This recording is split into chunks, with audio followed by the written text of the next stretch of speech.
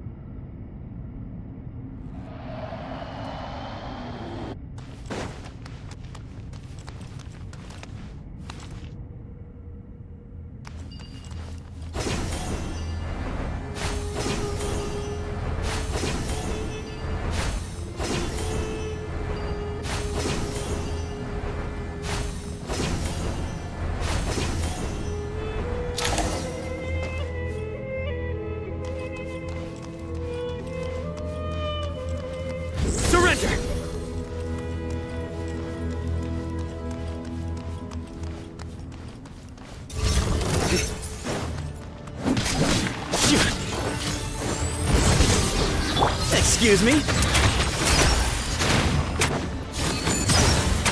Squallen Fury!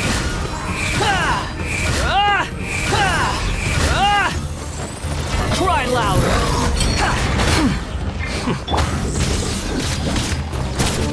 Through me, justice is served! You stand condemned! Guilty!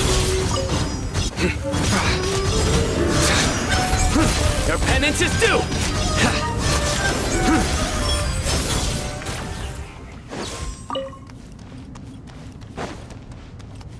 Futile!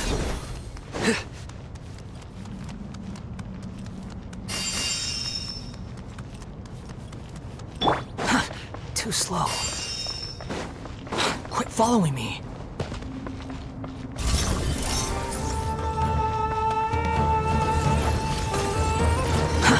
Too slow.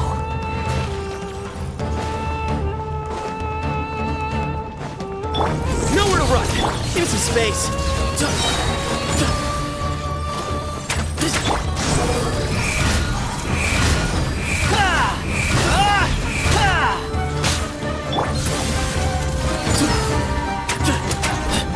Futile! The wind rises.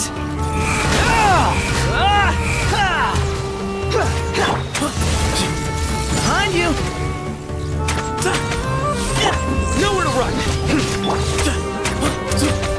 Way ahead of you! Behold!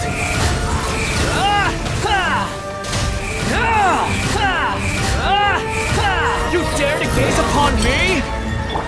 Futile! Your sins weigh upon your soul. You stand condemned. Guilty. You stand condemned. Give some space. The wind rises.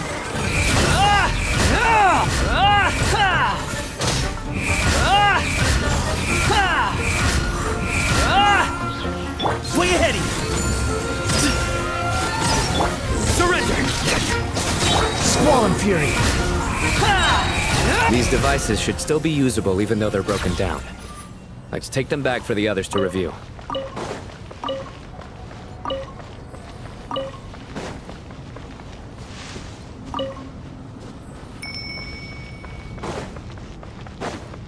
Quit following me.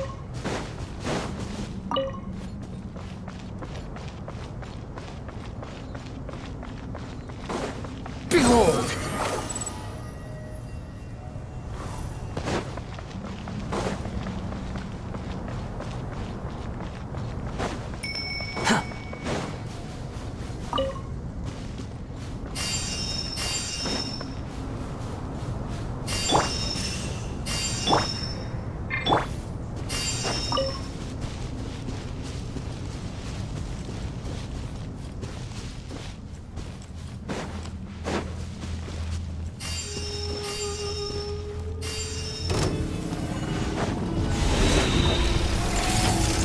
The wind rises.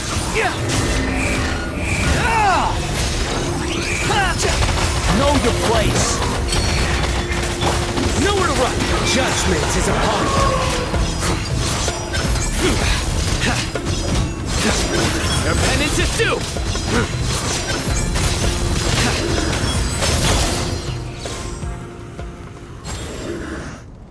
How many do we need again? Enough to make an Akasha terminal for everyone who doesn't own one. I remember you telling me how revolutionary these Akasha terminals were. You've used one before, right? The Academia declared the Akasha to be the most powerful and comprehensive wisdom dissemination system in history. That should give you an idea of how powerful it is. Certainly sounds impressive.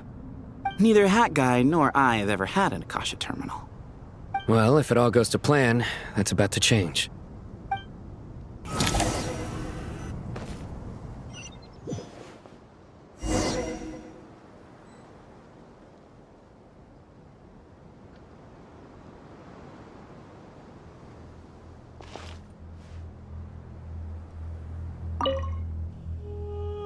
Oh, goody! Thank you so much for handling the delivery. What a long way it was.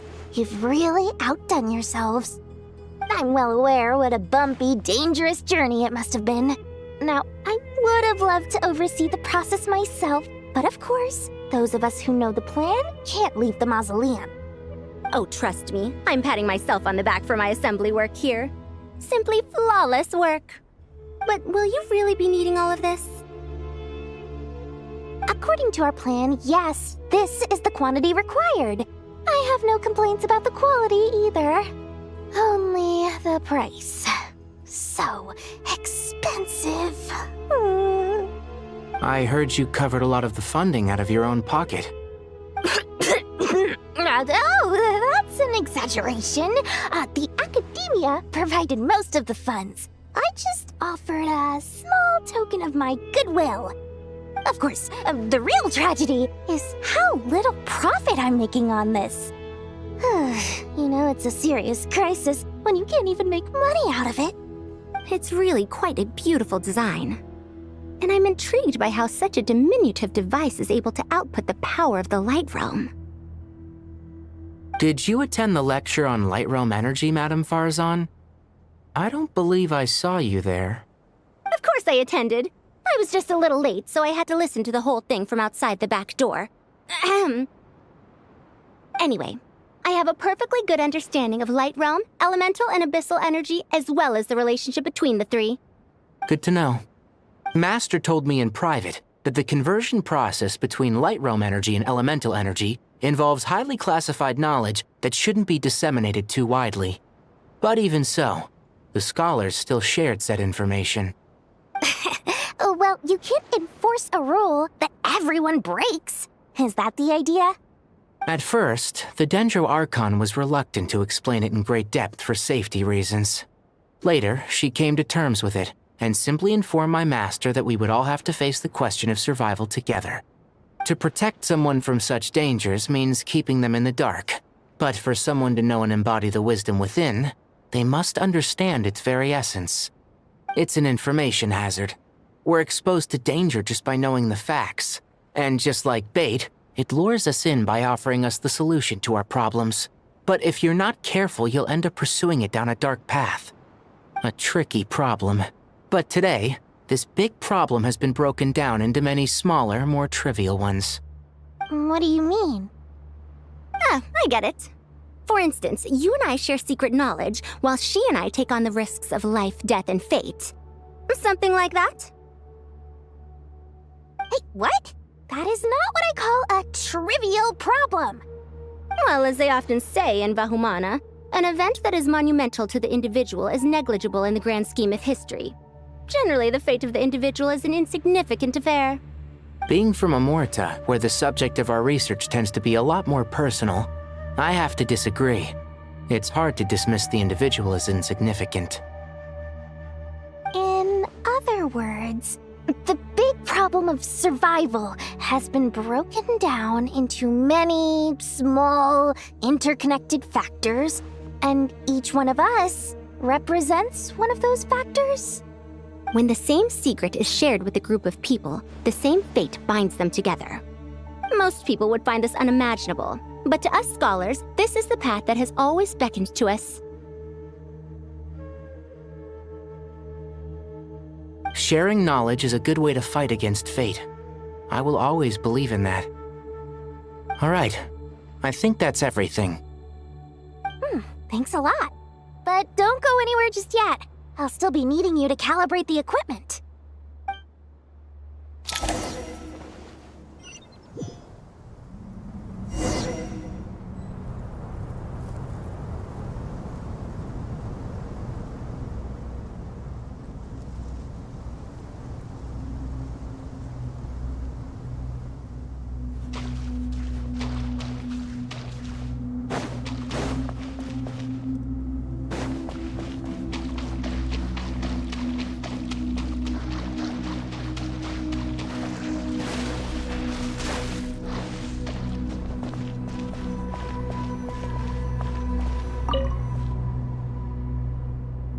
Okay, the materials are ready.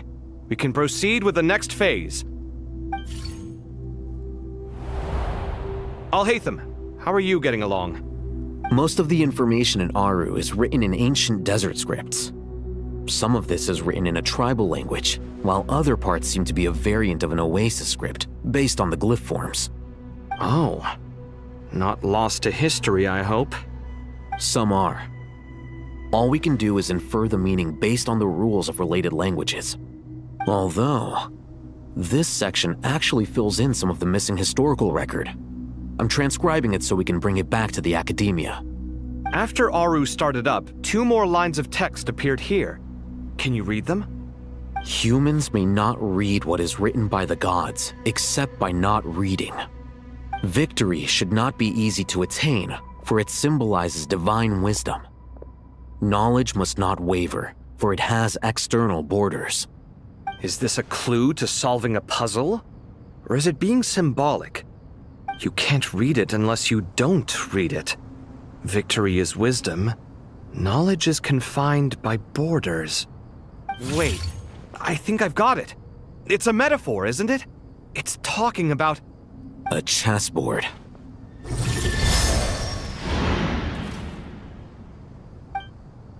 You were right. The youth of today are skilled at solving riddles. Have the secrets buried in the desert not been unearthed over the years all the same? Since Aru is a place reachable through wisdom, this day was bound to come sooner or later. Oh, I've always been against overly cryptic sentences. Don't you get tired of reading and writing all that? Ah, it's you 3. Just in time. We've been delving deep into Aru, and now this board has appeared. I've heard this was how you'd while away your free hours. You must be quite the experts by now in that case. It is true. King Deshret's chess games are some of the most well-loved of all his wonderful creations. If you have ever been to Safhe Shatranj, you may well be familiar with the chess pieces you see here. Is this chessboard supposed to be another visualization of the interior of Aru, then? Naturally. Visitors, everything is ready. Only by completing the challenge on the board in accordance with the rules will you be permitted to overwrite Aru. 1 second. It's not dangerous, is it? Dangerous? Why, yes, of course. I should be the one to go, then. Wait for me here. Sounds like the self-confidence of our present company has rubbed off on you. Don't be ridiculous. I'm your upperclassman, and that means I have to look out for you. I appreciate the sentiment, but a game of chess typically requires 2 players.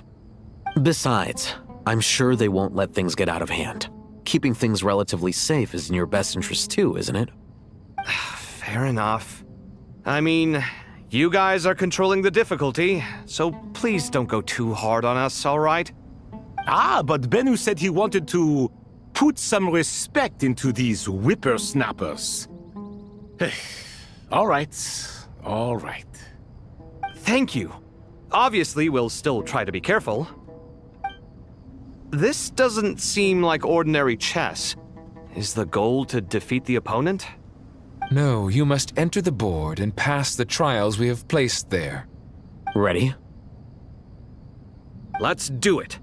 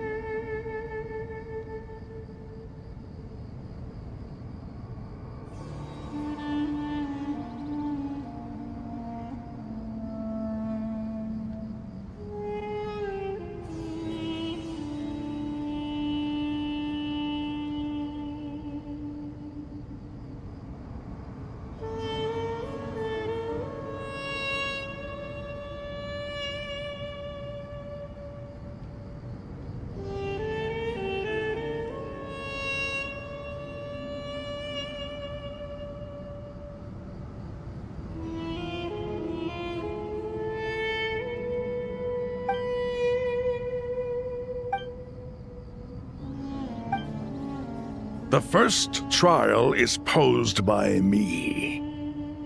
I don't think this is gonna stop us. Ah, but the key to this game lies in working together. Otherwise, you will be deemed to have broken the rules. Looks like it's up to me. Marak, can you open it? King Deshret's favorite primal construct. Living on in suitcase form, of all things. Amusing. Ho! Excellent work.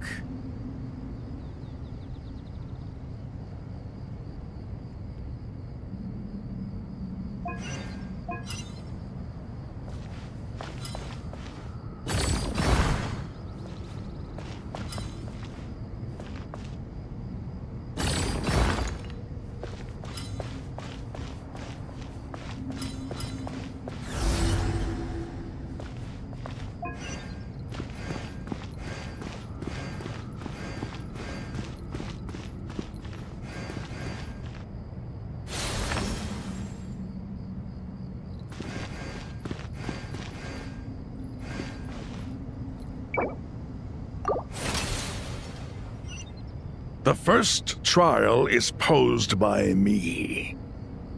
I don't think this is gonna stop us. Ah, but the key to this game lies in working together. Otherwise, you will be deemed to have broken the rules. Looks like it's up to me. Marak, can you open it? King Deshret's favorite primal construct. Living on in suitcase form, of all things. Amusing. Ho ho! Excellent work.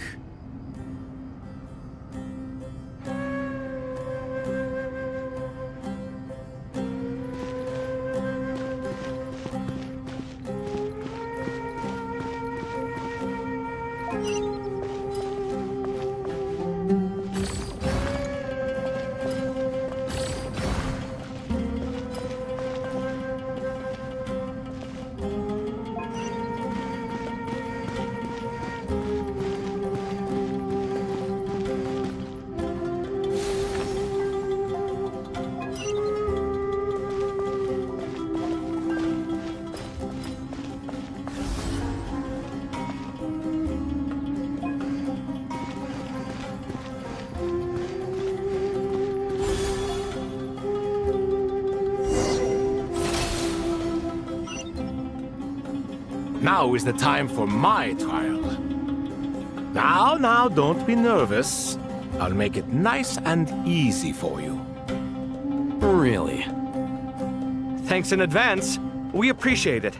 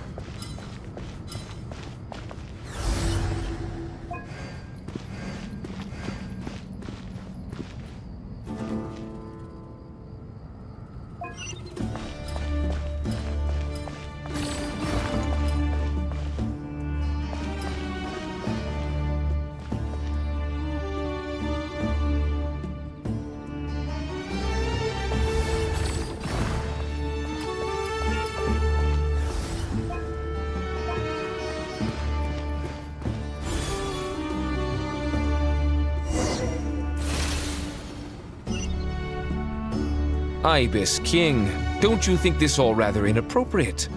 You may as well be handing them victory on a silver platter. Do not expect me to follow your lead. Ha! Suit yourself.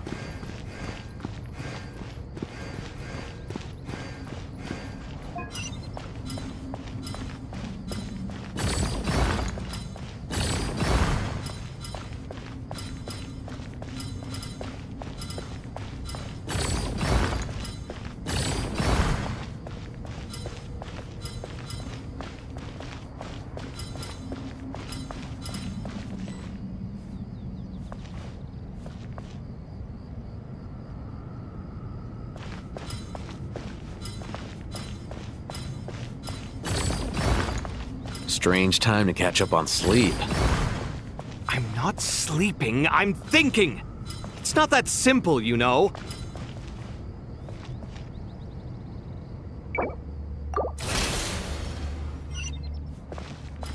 Ibis King, don't you think this all rather inappropriate? You may as well be handing them victory on a silver platter. Do not expect me to follow your lead. Ha! Suit yourself.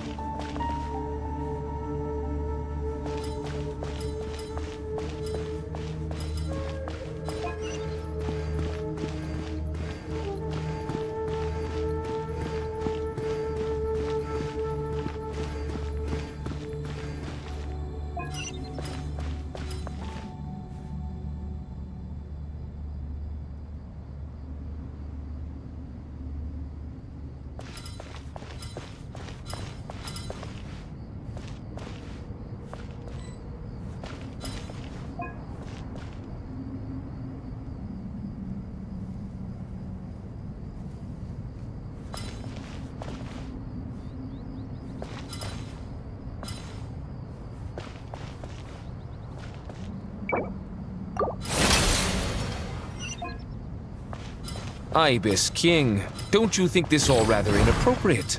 You may as well be handing them victory on a silver platter. Do not expect me to follow your lead. Ha! Suit yourself.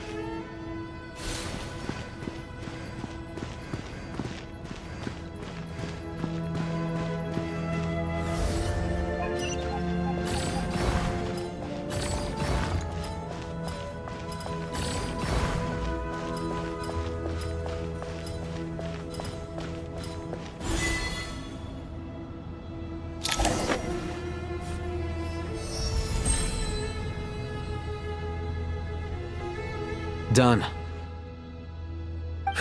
Finally. It's over. But seriously, that was incredible!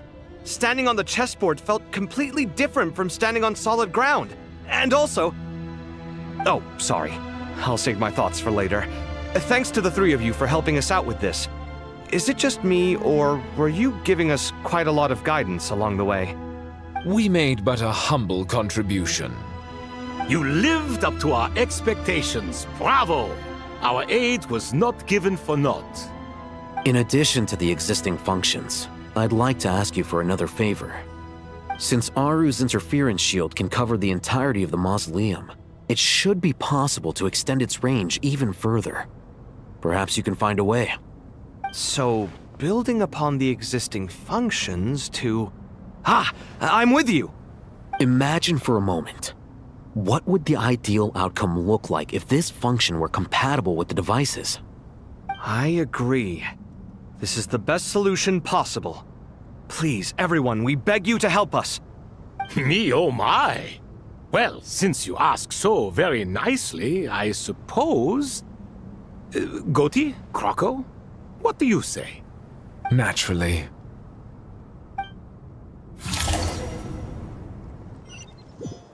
Time to go! Let's go find Nahida!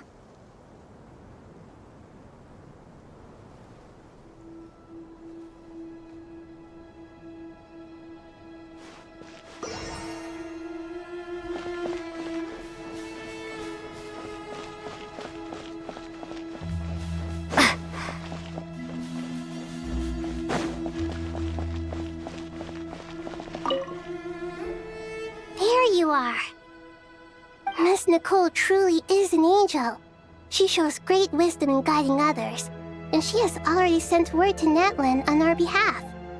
She said that while the other members of the Hexen Circle are busy with important work, she is quite free, and she is more than willing to accompany the people of Sumeru for the entire journey.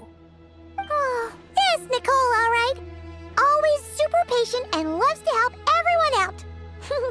She's the best. She is. So kind and enthusiastic. Well, time for us to get going. Let's head out.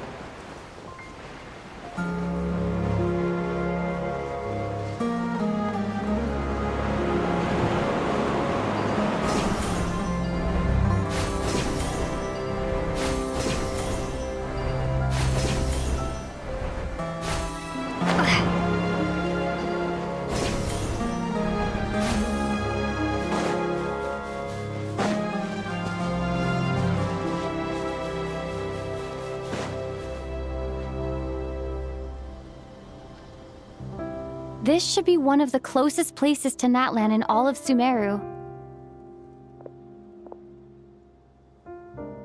There's the barrier Nicole and Nefer mentioned. It completely cuts this nation off from the others. But why? Why separate you from the rest of the world now, specifically? And if I'm not mistaken, Irminsul was polluted once before, wasn't it?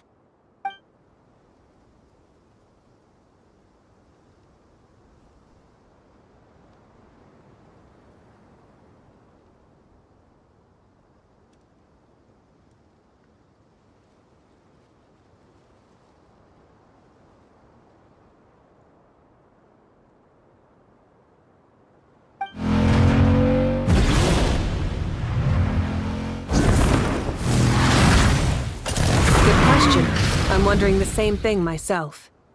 That voice. Muika, you got here pretty quickly. Hello, traveler. It's been a while. Hello there. Hello, Dendro Archon. Muika, I apologize for asking you to meet at the border on such short notice. I also apologize for not being able to greet you in person. The form in which you see me now is one carried by the Traveler. The real me is inside the mausoleum of King Deshret, and I am reaching out to you with my mind from here. Irminsul has been infiltrated by the Doctor. We must be on our guard, as he can spy on information in the world from within the tree. Fortunately, There is no record of the Traveler in Irminsul, and you are still within Natlan's borders. My records will be preserved in the Night Kingdom, rather than the ley lines. As long as the Night Kingdom remains disconnected from the ley line cycle, the Doctor has no way of knowing my movements. Exactly. So by meeting each other in this way, the meeting essentially never happened. No wonder Paimon didn't come. You were concerned that her activity would be recorded by Irminsul. The Natlanese have heard about the situation in Sumeru. With the borders sealed off, merchants have been forced to stop their shipments. It's pretty serious, and you're the ones bearing the brunt of it. I'd like to address the question you raised at the beginning. I can offer a brief explanation, although it will sound rather cruel. I don't reach this conclusion gladly, but Irminsul predates the Heavenly Principles. It existed long ago, when the dragons of Natlan were at the height of their power. So even when the people of Sumeru became ill because of pollution, it was not a critical issue from the perspective of Irminsul itself. As long as it continues to function normally, the barrier will not be activated. But this time, the Doctor's invasion has directly affected the tree. That is what caused the barrier to deploy. The Heavenly Principles established a rule that when Irminsul is plunged into grave danger, a portion of power will be reserved to isolate Sumeru. That way, even if Sumeru is destroyed, the outside world at least has some time to catch its breath. We'd certainly need it. The Heavenly Principles created almost everything that exists in Teyvat today. To them, preserving the existence of the world and its inhabitants takes priority over protecting Sumeru. Meaning, protecting Sumeru now falls to you. Yes. My own power may be limited, especially compared to yours. But that doesn't mean that we're just gonna sit around and wait for the end. If necessary, I will utilize any and every means at my disposal. Nicole of the Hexen Circle didn't say exactly what this meeting was about. But after hearing everything you've said so far, I think I can guess where this is going. That's right. Nahida and I discussed it at length. We both know how presumptuous this is, but... You need the Pyronosis, don't you?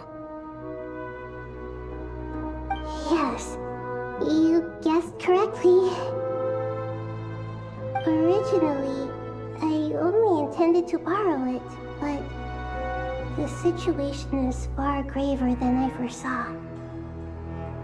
So instead, what I ask of you is to please give the Pyronosis to Sumeru.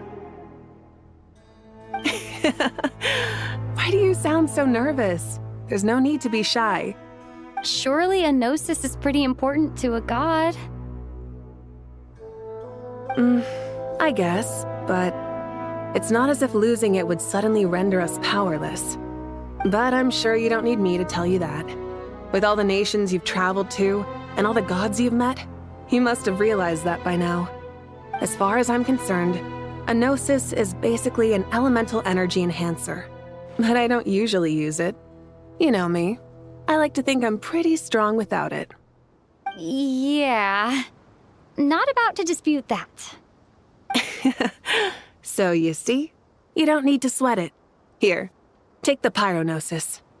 Uh-huh? Just like that? Uh-huh. Just like that. To tell the truth, I've always toyed with the idea of giving it to someone who needs it more than I do. I know you accompanied Nahida here to try and increase the chance of success. It's a good thing you did, because your involvement is one of the main reasons you've managed to persuade me. Are you sure about this? Handing over your gnosis just because of me? I won't try to quantify it, but trust me. Handing over the gnosis to Tumaini is far from the craziest idea I could think of. Besides, even if you hadn't come here personally, I think I still would have agreed to Nahida's request. Irminsul doesn't just affect Sumeru. It impacts all of Teyvat. I know all too well how difficult it can be to protect the things you care about. So logically, morally, or however you want to cut it, helping you is the right thing to do. You don't need to tell me the specifics of your plan. Where the Gnosis is involved, the tighter the secrecy, the higher your chances of success. Marika, my heartfelt thanks go to you and the people of Naplan. Don't mention it. But now for the hard part. How do I actually give it to you? The Irminsul barrier is right in the way. I have an idea.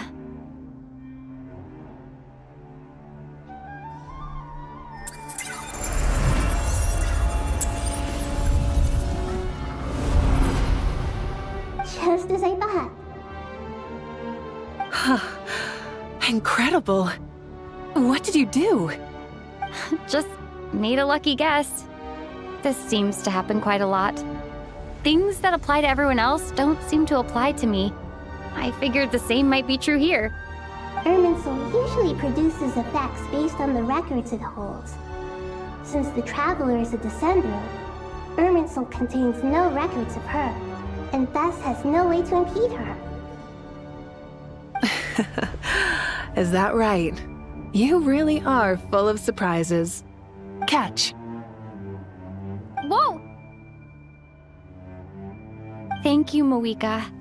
Thank you for trusting us with something so important. All right. No need to get so formal. It's not like we're strangers. Besides, there's still one problem. You might be able to pass through the barrier, but I don't know about the Gnosis. Any other surprises for us, Traveler? Let me try something. I have the Pyrognosis in my hand. It feels strangely ordinary. Not particularly heavy. And yet, this tiny thing symbolizes the mighty authority of a god. I need to think hard about my memories of Pyro. My memories of journeying through Natlan. All those important experiences I've had. The Gnosis disappeared. Traveler, are you alright? I'm fine. The Pyrognosis disappeared into my body, just like phlogiston. Maybe it resonates with you because you've mastered the power of phlogiston. You might not be recorded in the ley lines, but you're still our Tumini. Whew.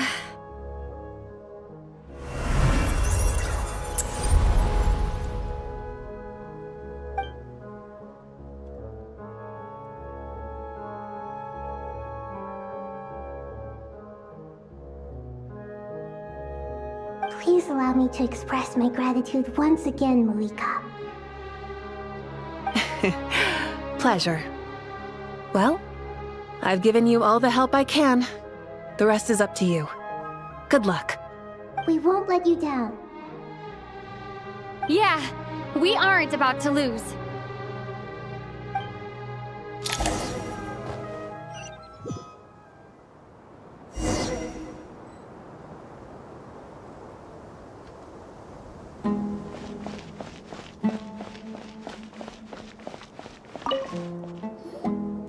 Traveler, Paimon, how are you feeling? Paimon's a teensy bit nervous, but only a teeny tiny bit. Seems like she's gotten way braver over the last few years, huh? Of course. After all the adventures you've had with the Traveler, I'm sure you've gained a lot of experience and grown as a person. I'm doing all right. What about you, Nahida? How are you holding up? With the negative effects of Irminsul, I'm a bit like a piece of fruit that's been burrowed into by hungry insects and left to rot. I'd be lying if I said it was nothing. But please don't worry. We all know what we're getting into, and we've prepared as well as we can. I believe in everyone, I believe in you. And I believe in myself. Stoking the fire inside oneself is certainly one way to live. But knowing when to rely on one's companions is also a form of great wisdom. I've been quietly learning little things from everyone. Like plucking tufts of fur from a sumpter beast. Me too. With the constant traveling, I'm always learning and growing. That's the journey of life. I think there's someone else here who would share that sentiment. Don't worry about what I think. I was just passing by and happened to overhear your conversation. What are you talking about, Hat Guy? This is the top floor. No one passes by the top floor. Says who? You can fly just like I can. I would have thought it makes sense to you of all people. I don't know why, but I feel a little more relaxed now. It shows that you feel comfortable laying down your burdens in our presence. It means that Sumeru is a place you can trust, where you know we have your back. And we feel exactly the same way around you. That's what it means to be friends.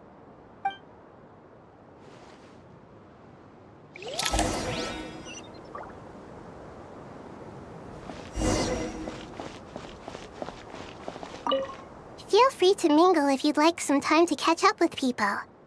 Just remember to get a good night's sleep when you're done. Tomorrow is a very important day.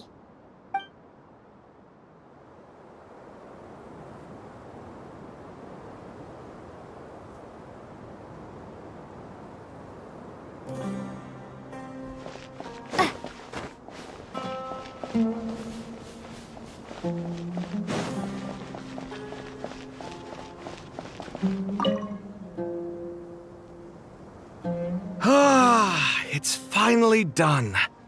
Ugh, but I have a nagging feeling that there's something I've forgotten. Oh, there you are. Everything wrapped up on your end?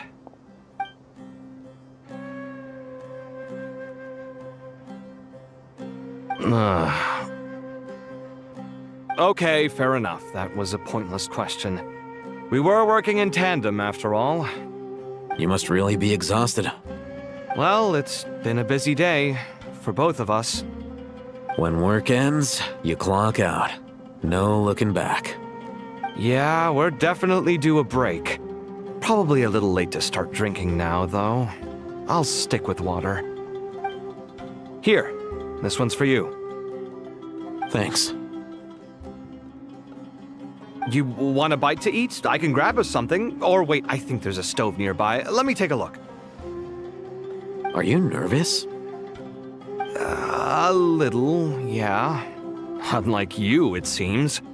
How are you not feeling at all nervous? Because everything that happens next is beyond my individual control. I don't worry about things I cannot influence. What do you mean, cannot influence? You're the one who came up with half of the strategies we ended up using. There's only so much I can do. I was only doing my duty. Was it like this last time, too?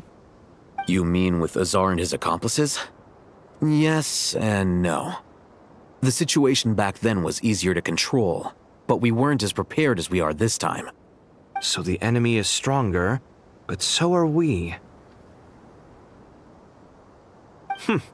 I still vividly remember the way you interrogated me in the library after the fact. Where were you when Sumeru needed you most? If your memory is so vivid, you might also recall that it was you who came looking for an argument. You're often the one who initiates these things, you know. I came for a conversation! I didn't know it was gonna turn into an argument! Anyway, at least I showed up this time. So, what do you think? What do I think? I think we're certainly better off for it. It's good having me around to help out, huh? Absolutely. As a citizen of Sumeru, you displayed a remarkable sense of responsibility in the face of disaster. Certainly feels that way. I just shudder to think how the world would have ended up if we hadn't gotten control of the situation. So, do you think this is what impending disaster looks like?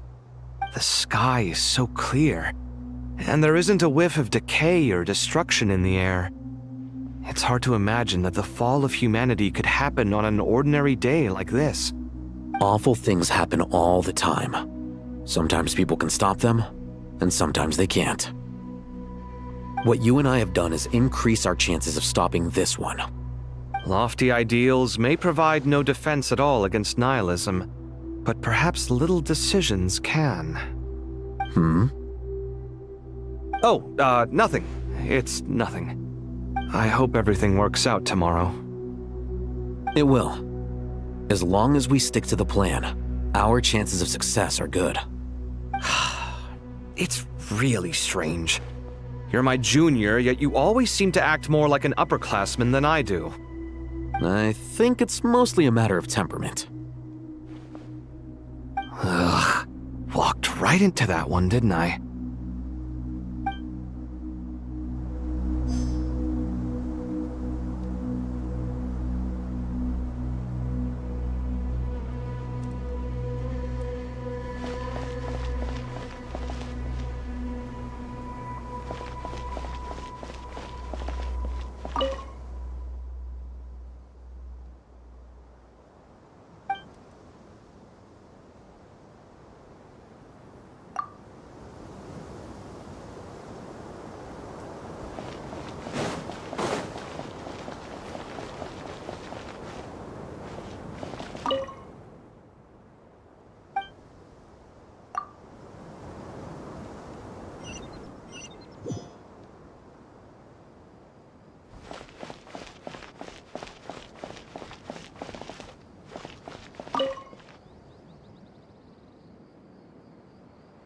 We'll make our move after sunrise tomorrow.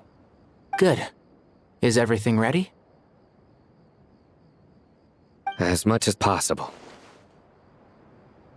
That'll be enough. Don't let the pressure get to you. We'll take things one step at a time. That's how we've always done it. Master Tainari! Mr. Sino! So this is where you were.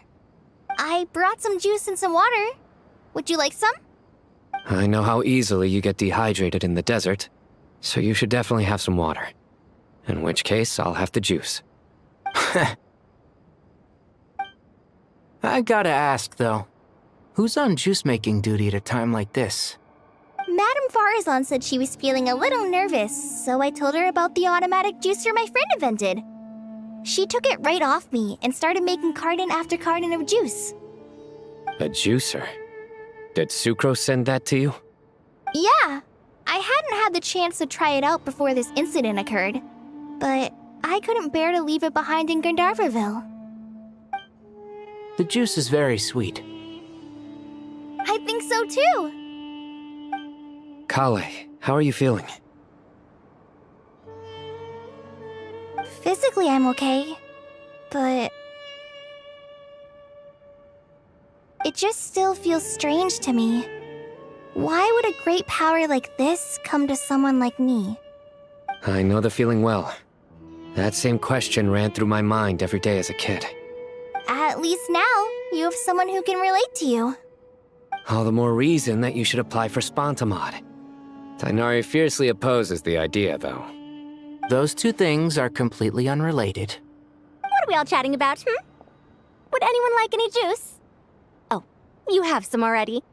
I had some earlier, ma'am. Maybe give the extra to someone else? Very well, very well. I shall be off then. There's this enormous power, and then there's little old you. You feel like there's no connection between the two. And that sense of dissonance is difficult to get used to. Yeah. But after all this time, I can't believe this stuff still gets to me sometimes. Makes me feel a little childish. Kale, just because we normally keep the conversation light doesn't mean we can't discuss deeper issues. I don't think it's childish at all. You were the victim of a terrible crime. It's normal to struggle with the fallout from it. You have absolutely nothing to be ashamed of. My professor once told me that no incident can be considered truly resolved until the victim says it's over.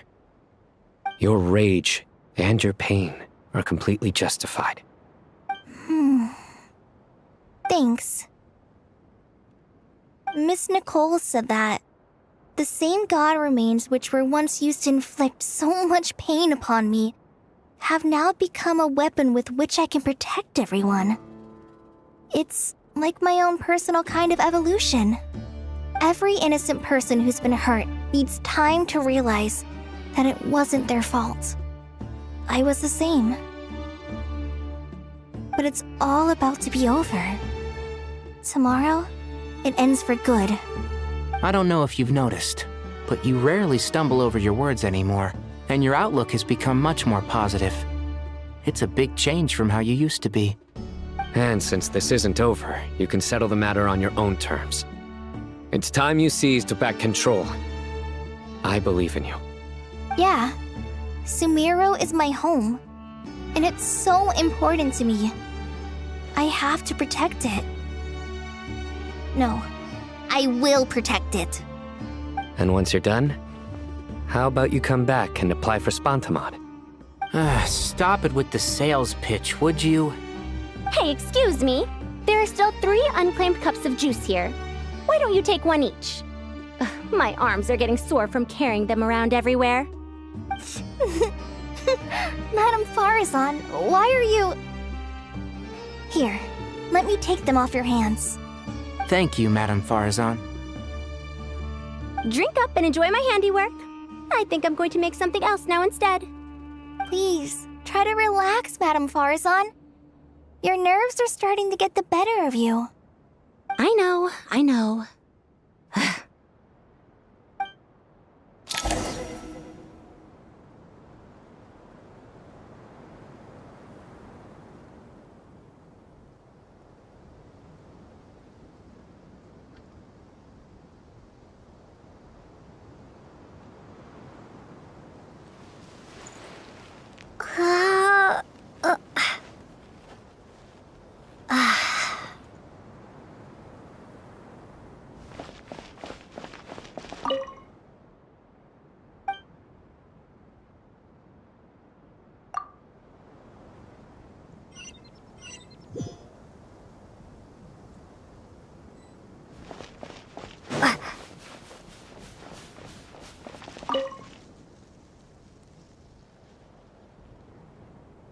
Something on your mind, Miss Nefer?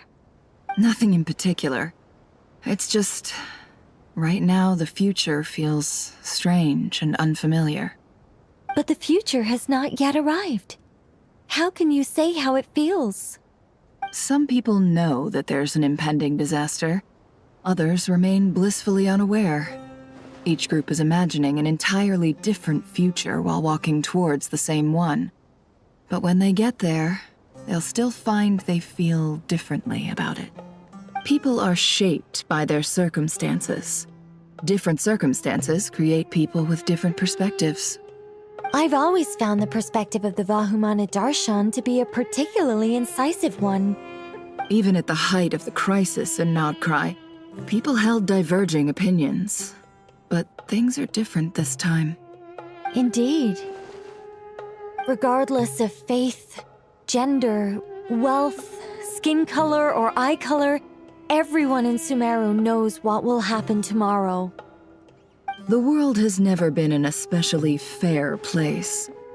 Yet now, against all odds, a moment of unprecedented unity and equality is about to take place.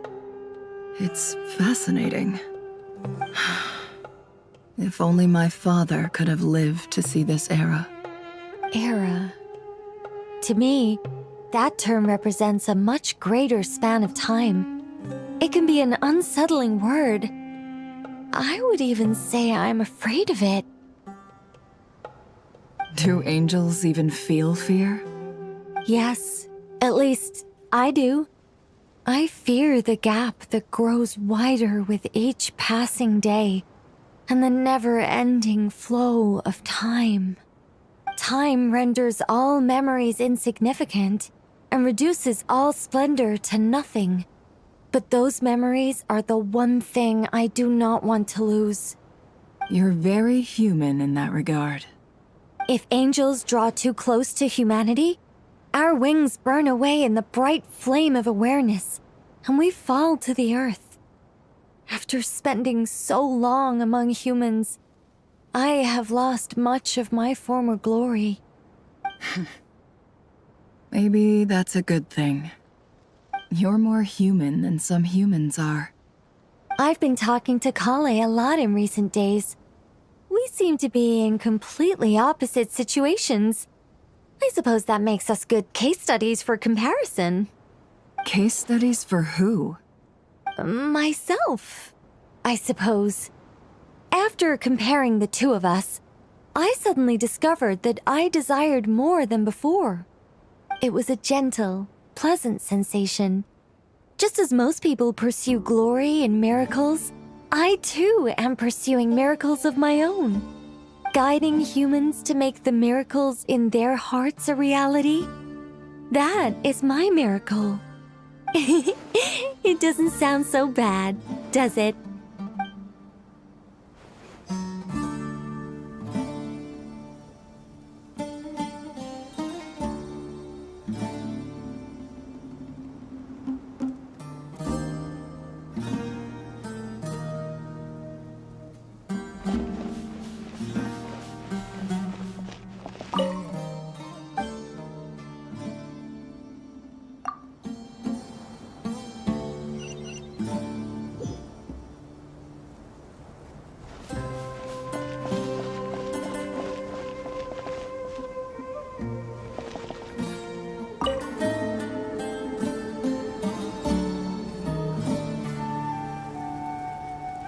Look at the time. I should head back.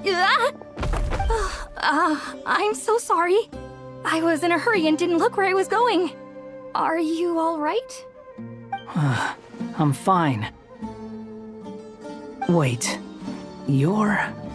Have we met? Not exactly. I think we may have crossed paths by the house of Dana before.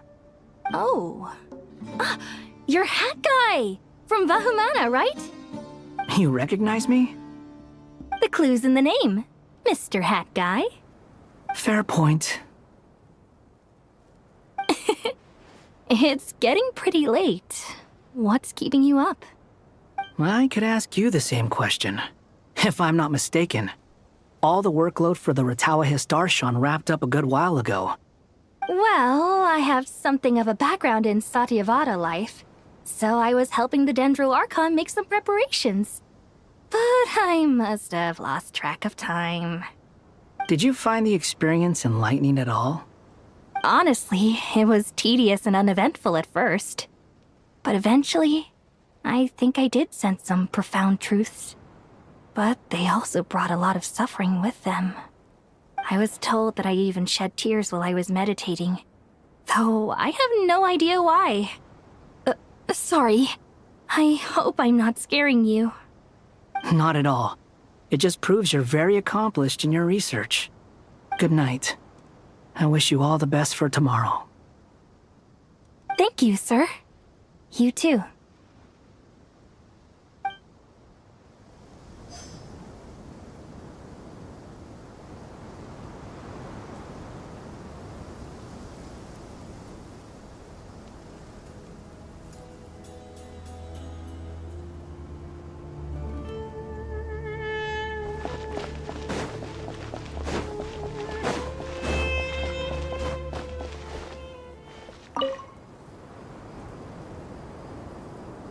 Too bad we've got a fight tomorrow. I could really do with a stiff drink. Let us pray instead. Prayer. How nostalgic. Lord Sangama Bay. Came to get some fresh air too, did ya? That's right. Actually, I was hoping I might run into you, Dia. I wanted to let you know that I've stocked up on that perfume you said you were so fond of. No, really? I'll take 2. Any chance of a friends and family discount? I knew you'd ask that. And I'm afraid to say that. Surprise! It's free of charge. That's very generous of you, Lord Sangama Bay. Does this mean you've made a fortune in Notcry? Nope. Turns out it's not that easy to turn a profit there. I even ran some assorted losses. But anyway, that has nothing to do with why I wanted to give you and Dia a small gift. Remember that merchant caravan you two rescued in the desert last month? That was transporting my goods! No way! I had no idea that was your shipment.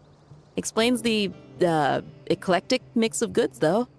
Lord Sangama Bay's investment in the desert and generous stockpiling of goods has helped many people over the years.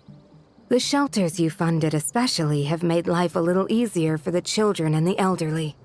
Wait, how did you know about that? Oh, I see. Nefer told you, didn't she? That pesky lady. Aren't intel brokers at least supposed to charge for divulging people's secrets? She and Candace go way back. It's normal for close friends to share things you wouldn't tell to everyone else. Sure, but why did they have to be things about me? That's how Nefer shows that she cares. She wishes for all of us to know what a generous person you truly are. It must be hard trying to make a living far away from home. Just because we can tell what kind of person you are doesn't mean everyone else can. Well, maybe her intentions were partly good, but I don't think that's the full story. I'm sure she enjoyed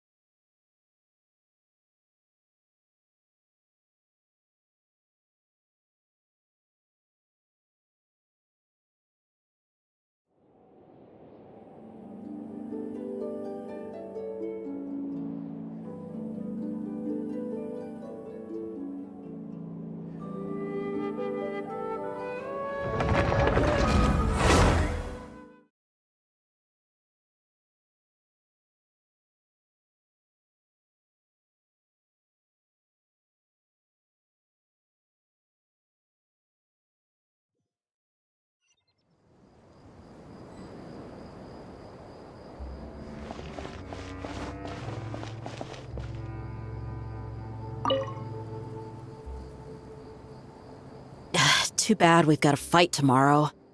I could really do with a stiff drink.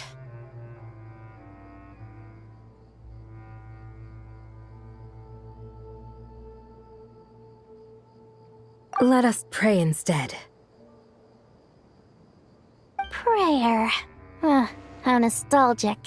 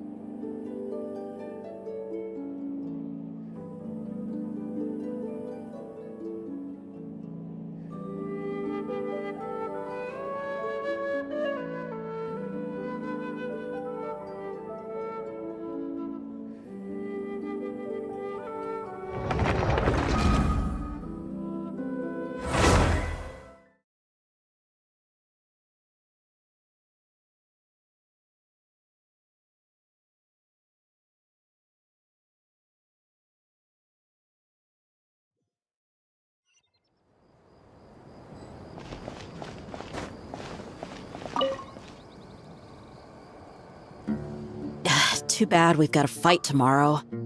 I could really do with a stiff drink. Let us pray instead. Prayer. How nostalgic. Lord Sangama Bay. Came to get some fresh air too, did ya? That's right. Actually, I was hoping I might run into you, Dia. I wanted to let you know that I've stocked up on that perfume you said you were so fond of. No, really? I'll take 2.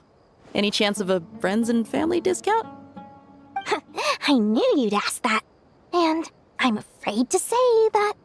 Surprise! It's free of charge. That's very generous of you, Lord Sangama Bay. Does this mean you've made a fortune in Nodcry? Nope. Turns out it's not that easy to turn a profit there. I even ran some assorted losses. But anyway, that has nothing to do with why I wanted to give you and Dia a small gift. Remember that merchant caravan you two rescued in the desert last month? That was transporting my goods! No way! I had no idea that was your shipment. Explains the, eclectic mix of goods, though. Lord Sangama Bay's investment in the desert and generous stockpiling of goods has helped many people over the years. The shelters you funded especially have made life a little easier for the children and the elderly. Wait, how did you know about that? Oh, I see. Nefer told you, didn't she? Ugh, that pesky lady. Aren't intel brokers at least supposed to charge for divulging people's secrets? She and Candace go way back. It's normal for close friends to share things you wouldn't tell to everyone else. Sure, but why did they have to be things about me? That's how Nefer shows that she cares. She wishes for all of us to know what a generous person you truly are. It must be hard trying to make a living far away from home. Just because we can tell what kind of person you are doesn't mean everyone else can. Well, maybe her intentions were partly good, but I don't think that's the full story.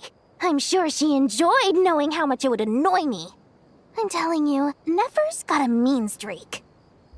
Definitely with you on that. Does praying help you stay calm? Defending one's home is a just cause. My heart is filled with a mix of anger and hope. Anger. You know, being able to get angry is a good thing. It shows that you're in touch with the real world, and that you have the passion to pursue something you believe in. Oh, my lady? What are you doing out here? Just taking a walk to clear my head. And look where I ended up. Were you praying just now? Yes, Miss Dunyarzad. Would you like to join us?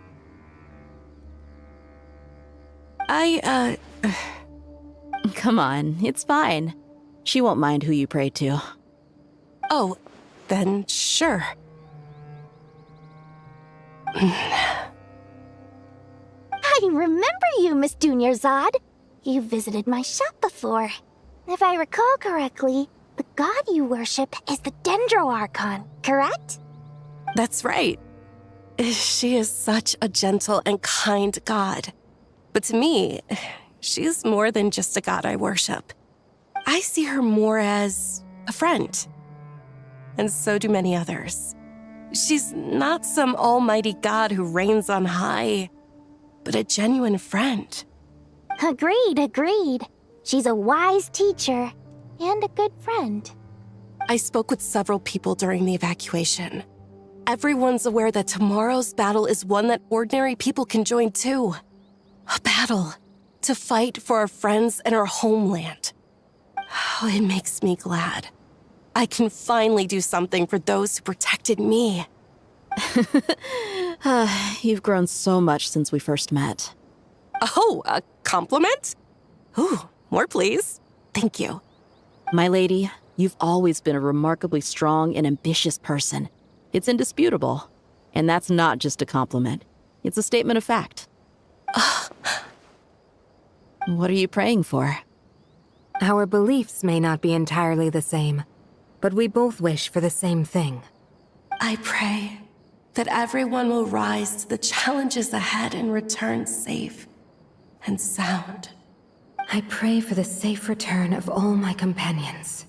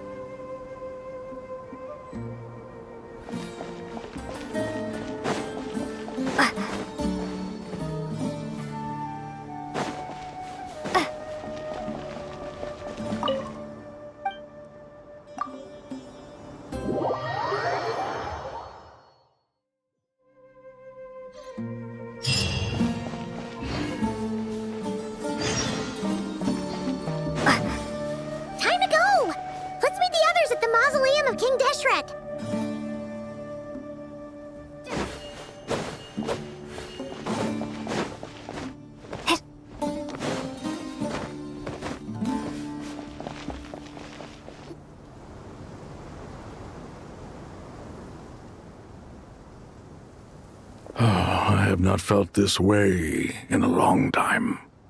Standing up high, gazing out at the rolling dunes. One cannot know what freedom truly means without first losing it. The Golden Slumber truly lives up to its name as a dreamland. Though desert sands exist there too, no mirage, no matter how glorious, can compare to true beauty. Dendro Archon, what is on your mind? I was wondering whose counsel I should seek on the questions in my heart. What kind of questions? So many. More than can be put into words. As I once said to a friend, we look, we see, and we comprehend. But the question still troubles us. What are the many disasters that this world faces, but the sum of all irresolvable questions? The biggest question you should be asking is how to seize victory. Yes. Although, I would express it differently. I must not fail. And so the question I am most curious about now is whether the path to victory will be an arduous one. What we declare to be a young sapling, we may, in fact, find to be a towering tree, if we would only cast aside our ignorance and look beyond the veil of time to see her true form. Nahida! We're here! Just in time. My preparations are almost complete. Ready when you are. We're here too.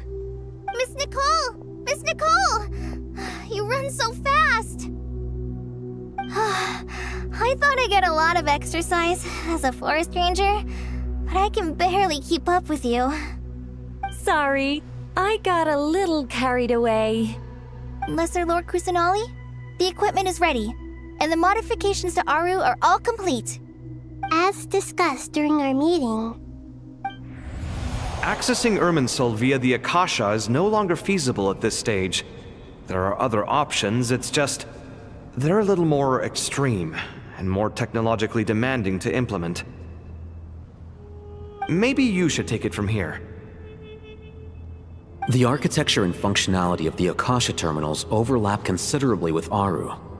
There is reasonable evidence to suggest that one was developed based on the other, or that they both utilize technology of the same origin.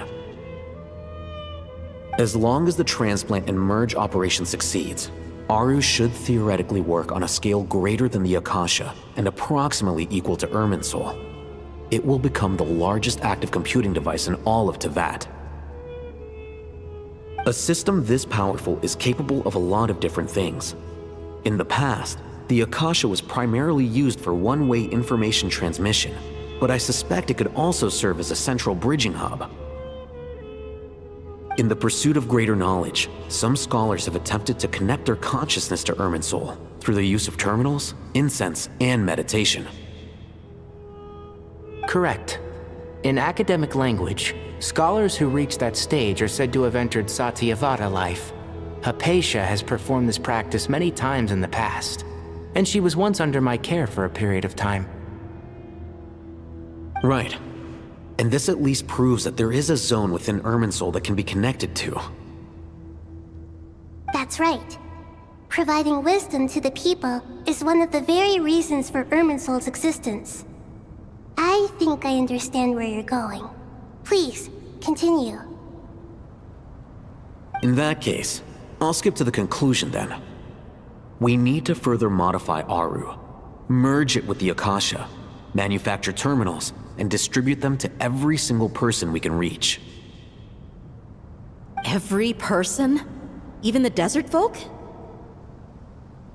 Yes, everyone. I've already calculated the amount of raw materials we need. So you mean we're going to get new Akasha terminals? Yes, but this time the people of Sumeru won't be using them to acquire knowledge, just to connect to Irminsul. That's the key.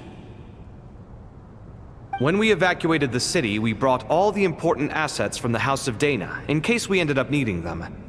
Fortunately, this included the Akasha system's main terminal. We've checked all the relevant records, and one thing is certain. Nothing like this has ever been done on this scale before, so... Everyone in Sumeru is part of the plan. Whoever controls the people controls the situation. Since this function of Irminsul was introduced, it has only ever been made available to scholars, who don't constitute a particularly large group of people.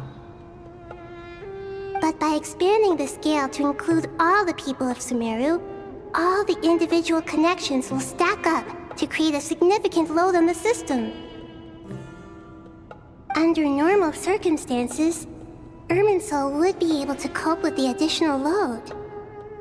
But with it already being under strain from other activities, its remaining capacity is limited. Thus, it might be possible to shut it down completely by overloading it.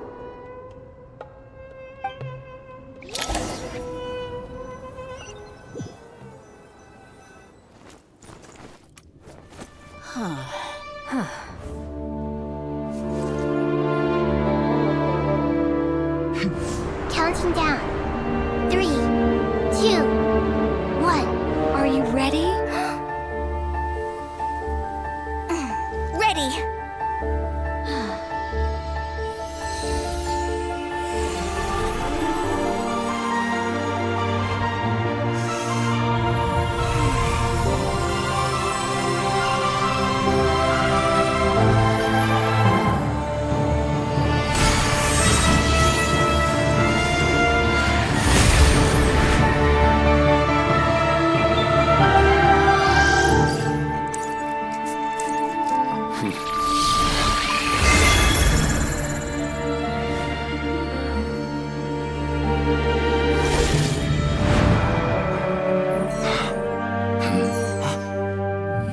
In the past, when people sought knowledge, they turned to the Tree of Wisdom.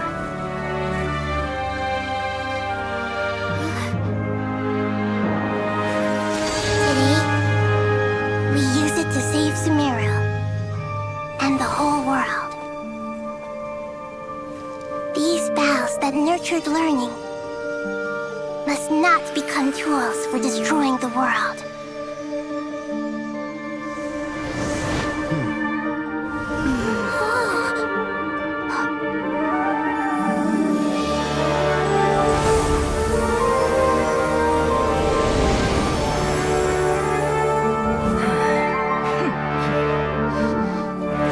Stop.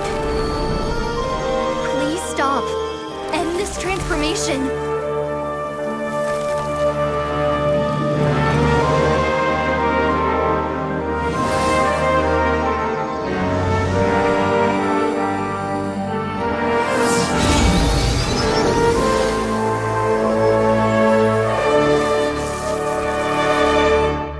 You would shut down Irminsul just to stop me?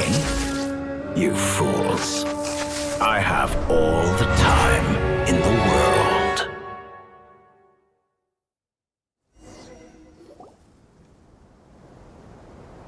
Success! The evil Irminsul tree has stopped growing! Great.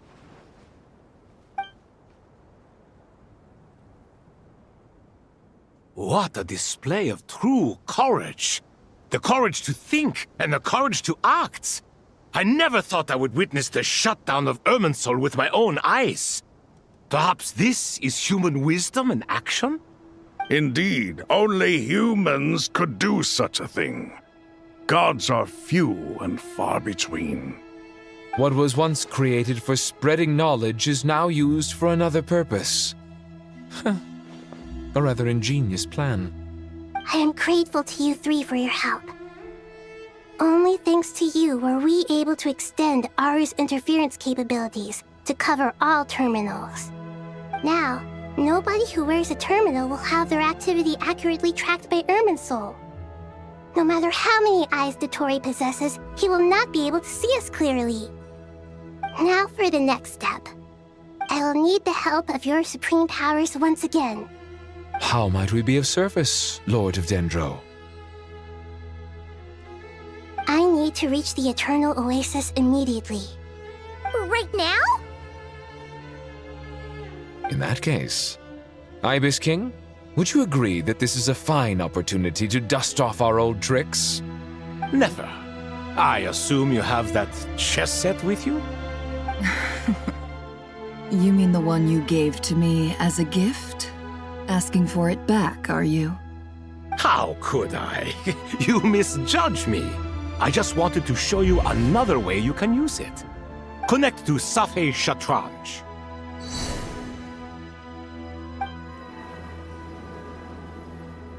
Safei Shatranj? You mean that place in the desert? Thoth's chess set gains its power from the chessboard laid out in the desert by King Deshret and ourselves. All ceremonies conducted using the chess set must be activated via Safei Shatranj. In other words, the chess set is an extension of the chessboard. In the past, moving a chess piece was a sacred and momentous act. Transfer initiated. Entering live combat mode.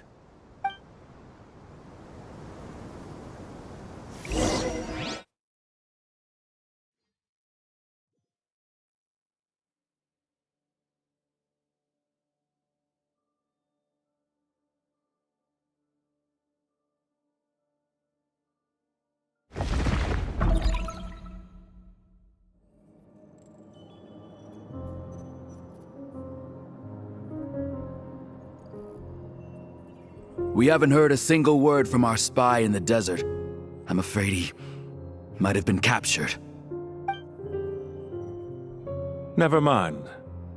But we spent years turning him. And a lot of Mora. Nothing comes for free in this world, but the loss is not without its purpose. For a small price, we have wasted a precious amount of the limited time they have. Quite a bargain, if you ask me.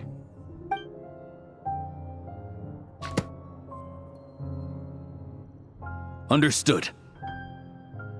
Weighing profit against loss is a necessary part of life. But to tell the truth, I have been operating at a loss since this all began. Since many centuries ago, in fact. For instance, why would a banker act as the executor of a will?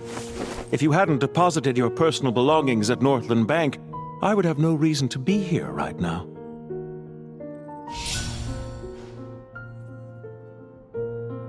Dottore, I've placed your final data backup into the ley lines as per our contract. I trust we are now square for the safe deposit fees you paid. Is it not a little petty to split hairs like this, given our amicable relationship? I consider sound bookkeeping a matter of principle. Do not forget that you only live to see this day thanks to me. In fact, every day of your life since you met me, you've been living on borrowed time.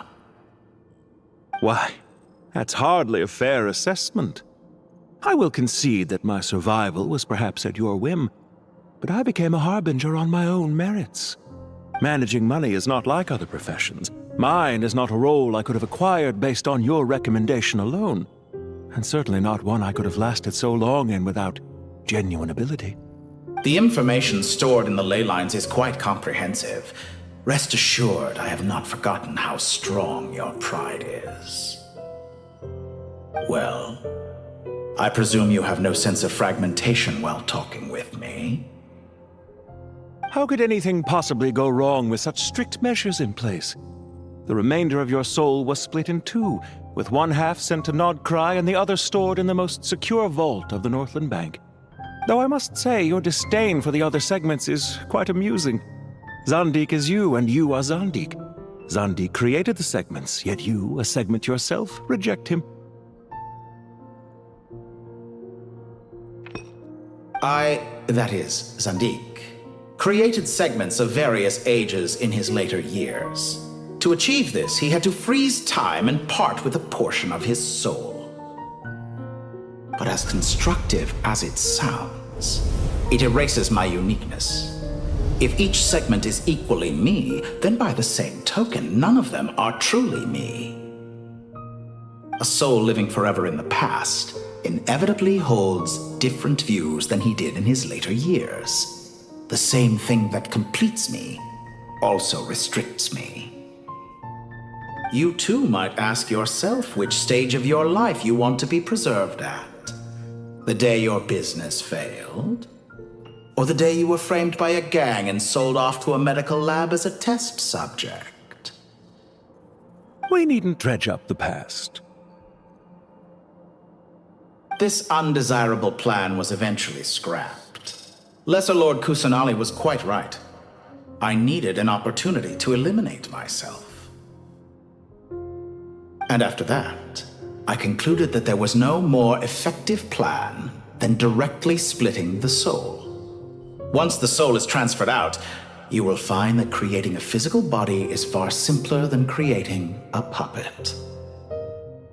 The other half of your soul suffered a crushing defeat in Nodcry, you know. And yet in the process, I obtained the information I always wanted, did I not? Because now we finally know where the best testing ground truly lies. I once thought your ultimate goal was to ascend to godhood. But as it turns out, that was merely one of your experiments. Experiments take many forms. Most people are too eager for success, too fixated on the end goal.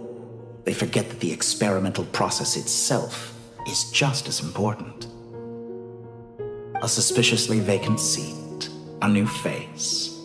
I trust you can put two and two together. The reason it doesn't exist is because someone tampered with the record. What can I say?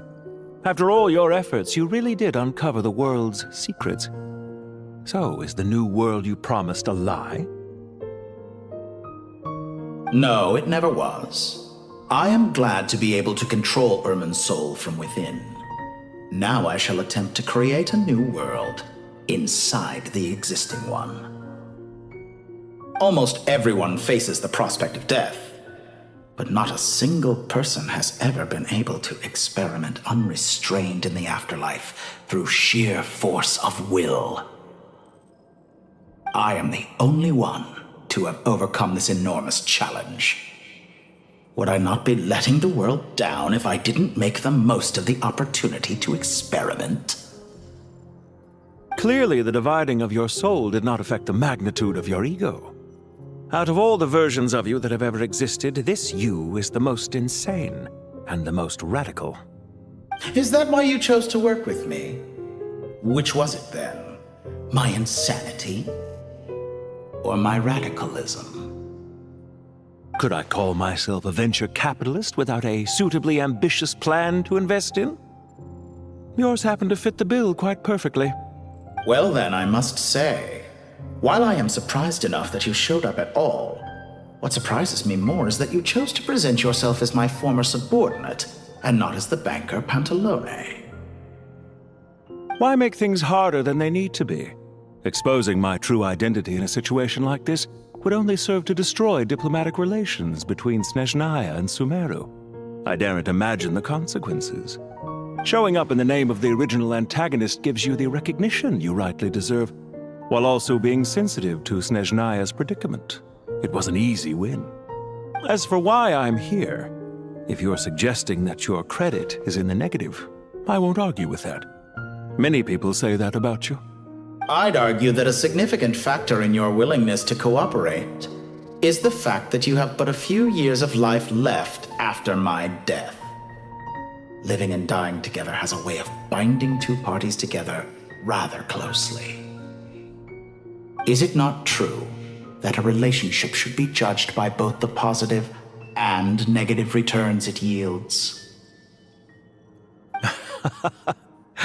So some of what I said actually made it into your head after all.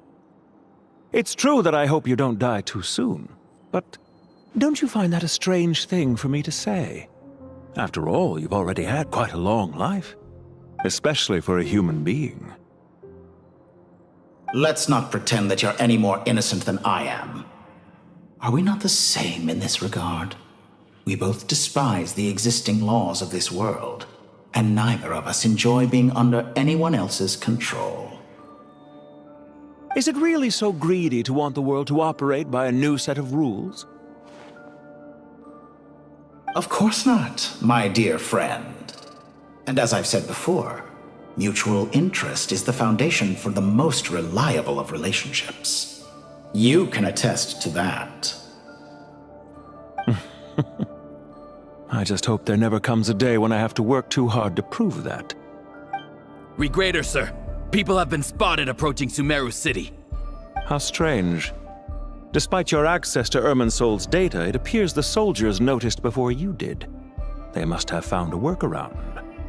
Well, Dottore, I trust you know what this means. The fact is... They're coming. They'll breach the city gates any moment now. But even so, I would say Irminsol is a wonderfully convenient thing on the whole. If you do manage to create a new world, perhaps you could plant one outside my office, too. I'll consider it. What do you need me to do? Stall them? The experiment will take time. Stall them for as long as possible. Very well. But you're really asking for the moon here. Have you heard this story? There was once a guilty man, kneeling in the center of a church while an angry mob outside waited to bring him to justice. He pleaded with the gods, begging them to grant him one final request, the chance to finish confessing his sins before he was sentenced. Many suns and moons passed, seasons changed, and still his confession continued, as if he intended to speak until the end of time. Are you suggesting I worship you as a god? Or were you hoping that I might confess my sins to you? Certainly not the latter. That would make my life miserable indeed.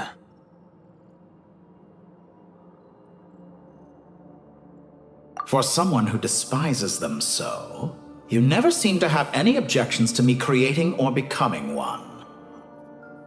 At first, I thought you'd be furious.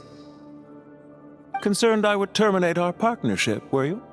Not at all. You had reasons why our partnership must continue.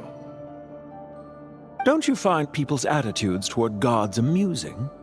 A god descends from the heavens and people worship it unreservedly, blindly following whatever rules are given to them. And yet, when they see an ordinary person gain godlike levels of power by virtue of their own hard work, they treat him with nothing but suspicion, even if he is a compatriot. Is that supposed to be a compliment? No. I was just thinking. I pity the man who would call you a compatriot. There's no need to be so self-critical.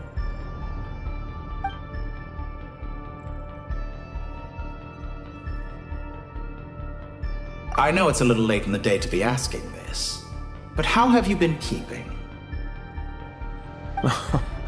I'm flattered that you would take the time out of your busy schedule to consider my well-being, Doctor. The part of your soul that went to Nodcry caused quite a stir, sending our organization back to the drawing board on numerous fronts. It was quite a headache for everyone involved. Dear me, I must have caused you no end of trouble. You certainly did. I had the rare honor of being summoned before the Tsaritsa with Pulcinella to answer for myself. A terrifying ordeal. Don't worry, I pulled through. At most, it's a public relations nightmare. I made sure of that. Now I'm curious. How did you explain yourself? Oh, it was quite simple. I just pinned the blame on someone who wasn't there to defend himself. I could hardly be expected to defy the demands of someone as insistent as the Second Harbinger, now could I? How you slander me. You know full well that I am perfectly amenable to reason. There's no question that you are partly to blame for the ruin of my reputation over the years.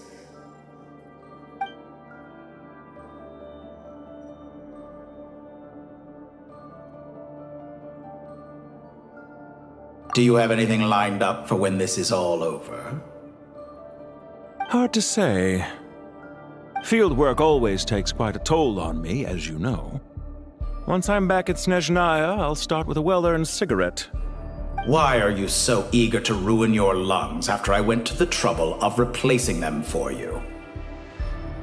If you have an issue with it, feel free to try to stop me.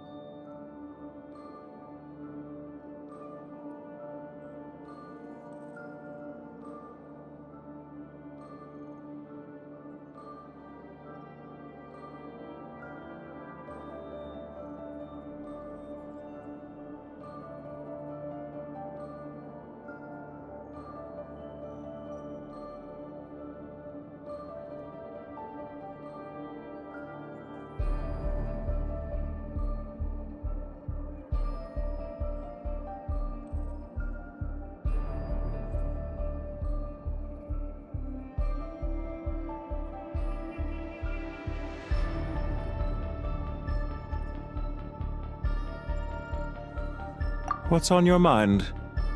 The limits of humanity. It's a pity.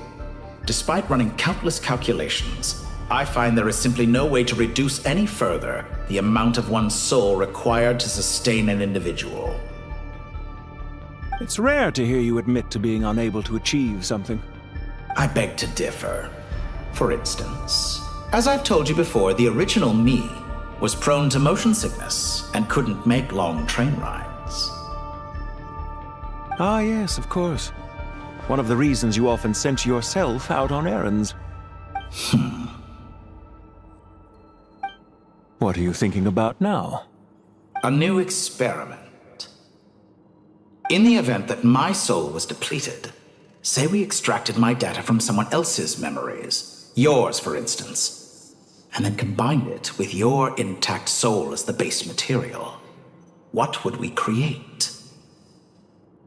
Such a scenario would be impossible. Oh? As long as your current soul survives, there will be no need to create a new individual. Don't forget, you were the one who approved of the present situation wherein only one Dottore remains.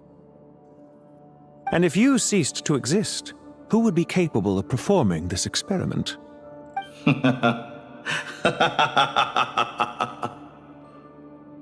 Since the day I met you, you've always excelled at talking your way out of a quandary.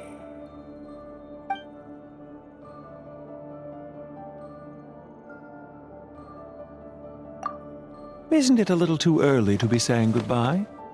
Not that I wish to keep you from your business, of course. Very well.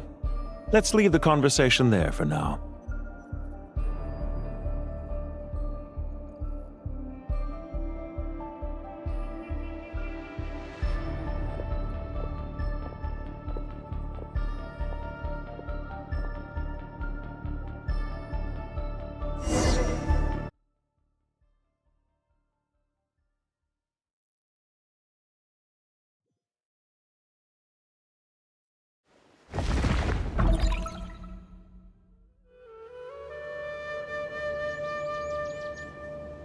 The power of King Deshret's 7 pillars is truly remarkable. With just a chessboard, you can move an entire unit across the material plane. Yeah, sets us up for a much easier fight. Really makes my day. The last time we stormed the city, it involved a lot more running around. I wonder how many people can say they stormed a city twice in their lifetime. I was just thinking that.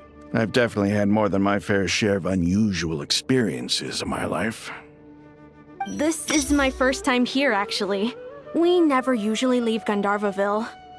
I hope this will be my last time. Does everyone have to chime in? Can't we just fight? What an amusing comment, my dear lady. Yet humans often alleviate tension via small talk, do they not? Whoa! Why is Candace's shield talking? Because the image on her shield is one of me. And I, of course, can appear wherever I wish to. Huh. Well, la-di-da. Isn't that fancy? Could I get in on this? You wish for your gauntlet to speak?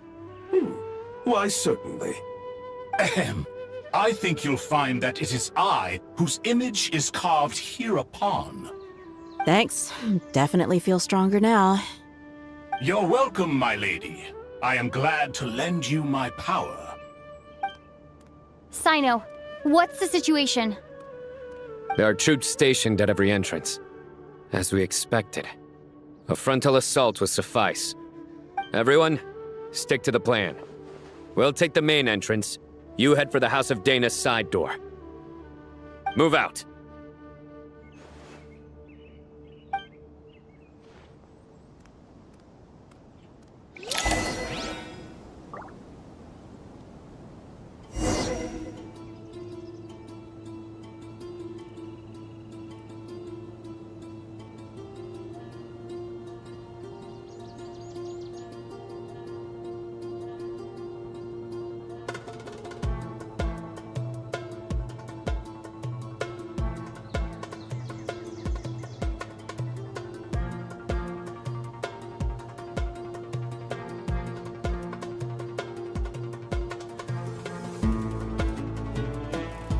Luck can swing the results of a single game, but it's bound to run out sooner or later.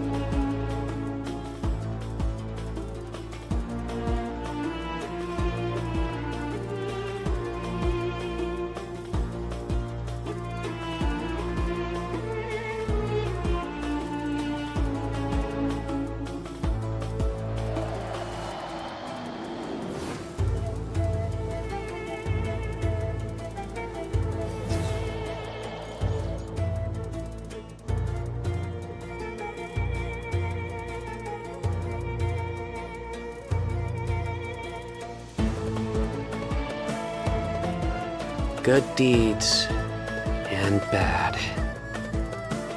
In the end, all will be placed upon the scales.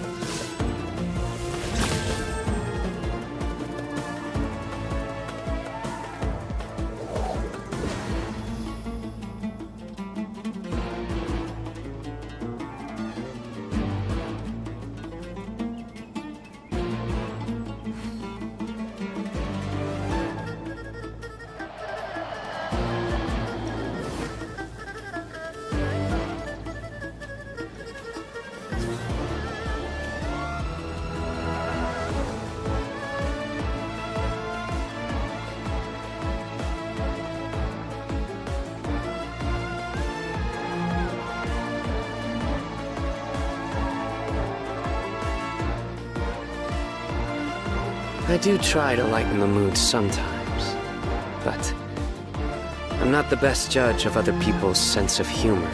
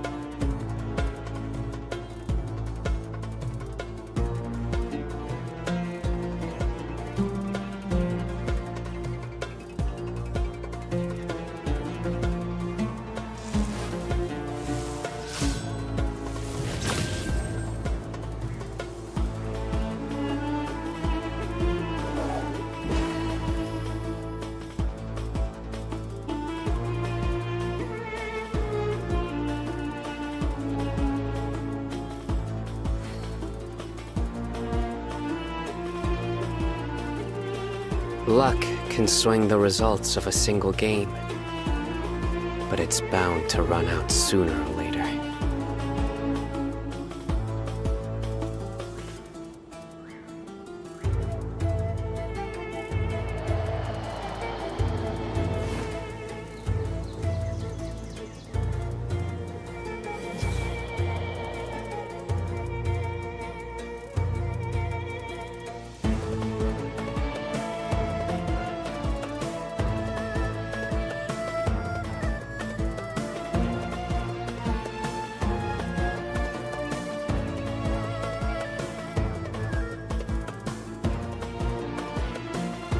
I do try to lighten the mood sometimes, but I'm not the best judge of other people's sense of humor.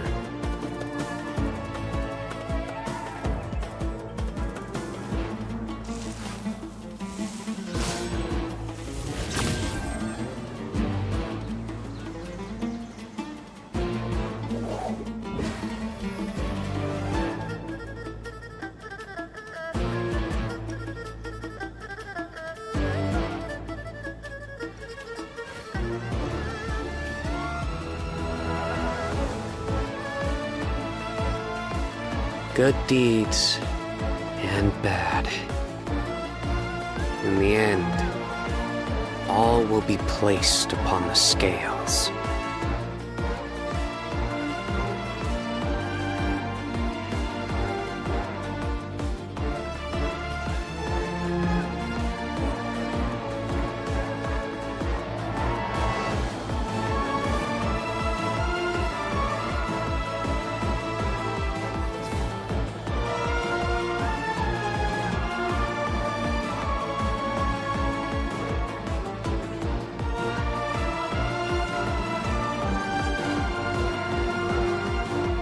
Luck can swing the results of a single game, but it's bound to run out sooner or later.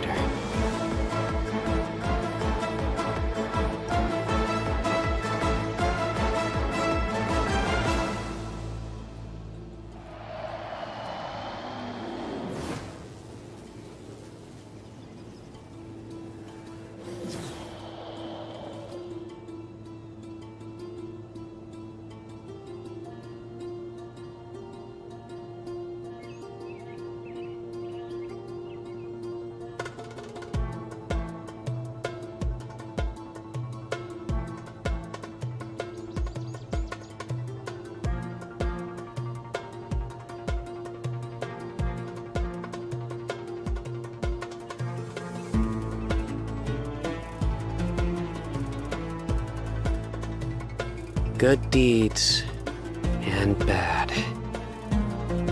In the end, all will be placed upon the scales.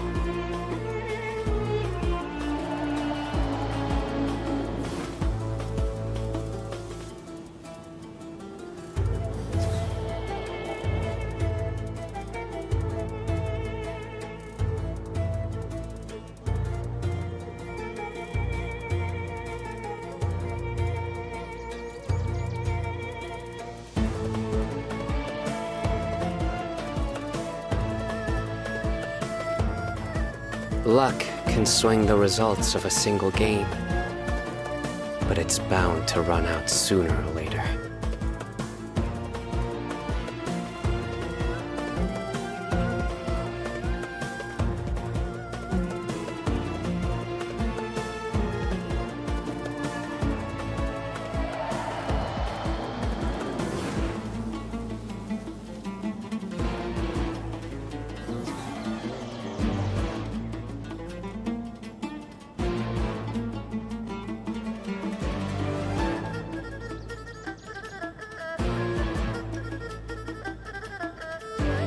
I do try to lighten the mood sometimes, but I'm not the best judge of other people's sense of humor.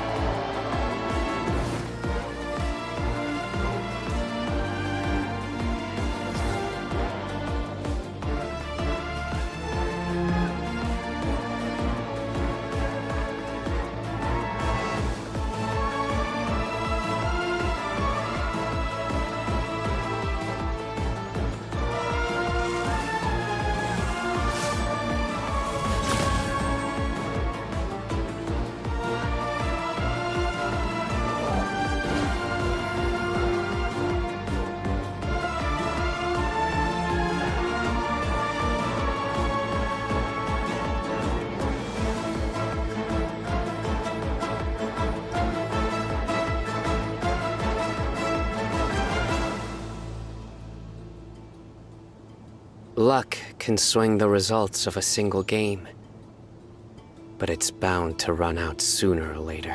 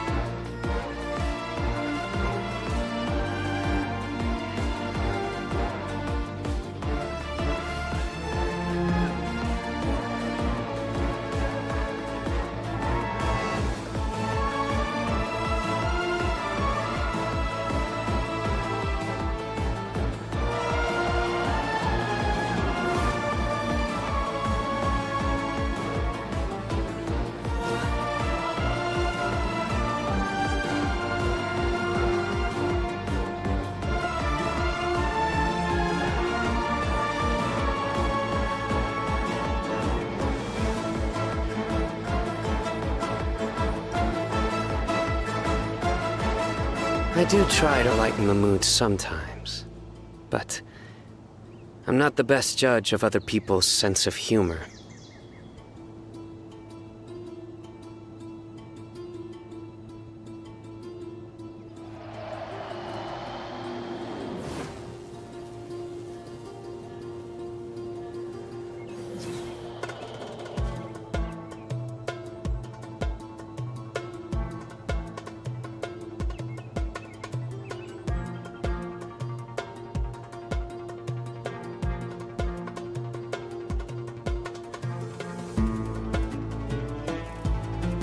Good deeds and bad. In the end, all will be placed upon the scales.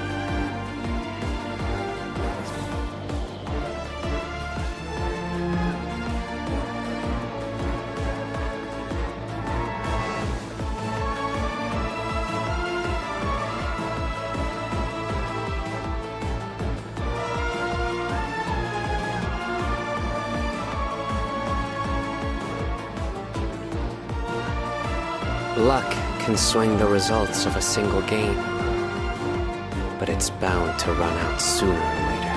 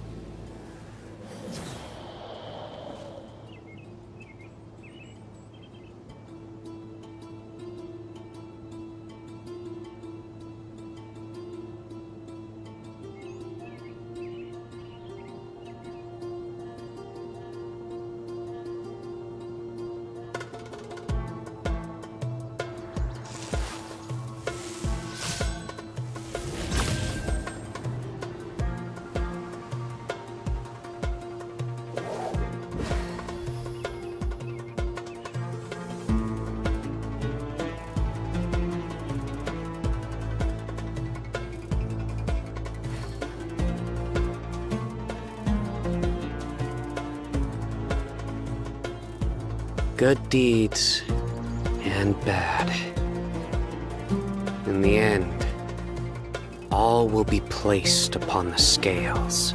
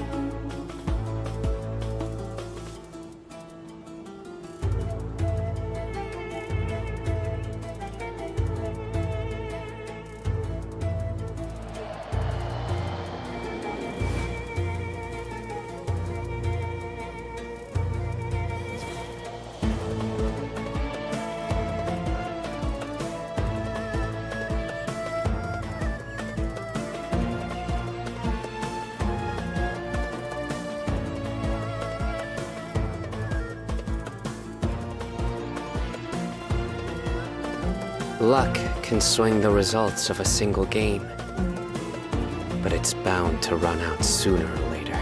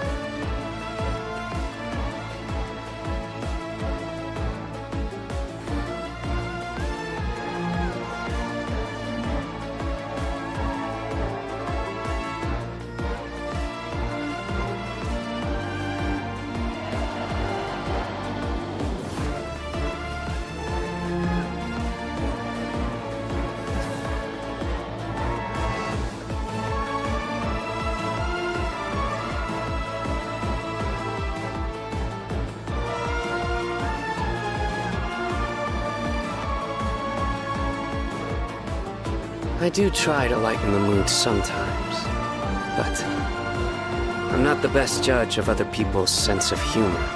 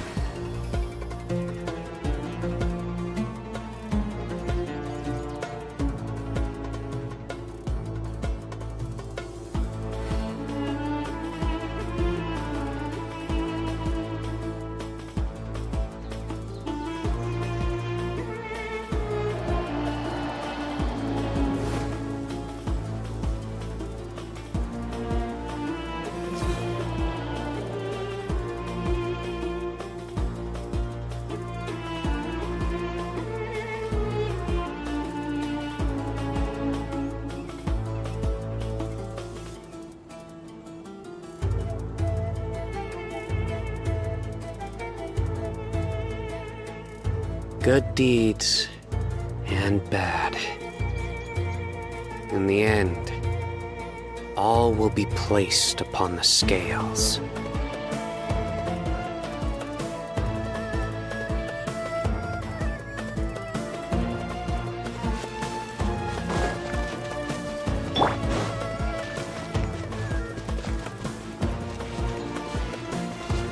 Out of my way!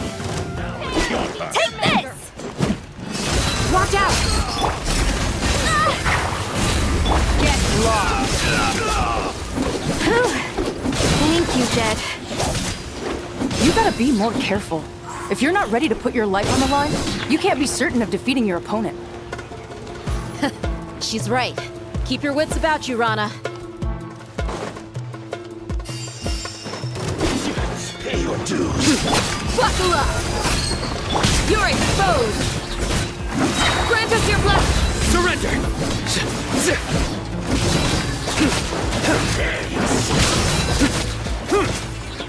Futile!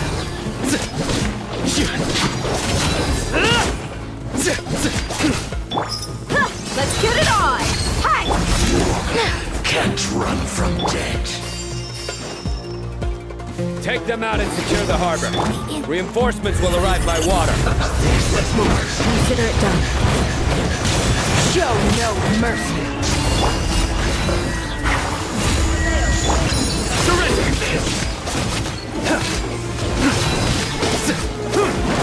It's time to find me.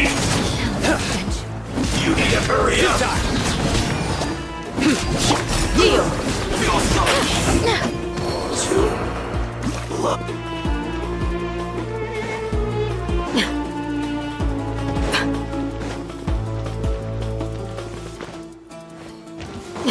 Looks like we're in your Change plan. Look alive!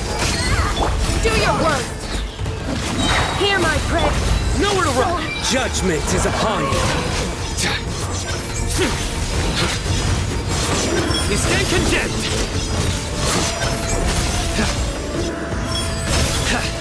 Usable results! Guilty!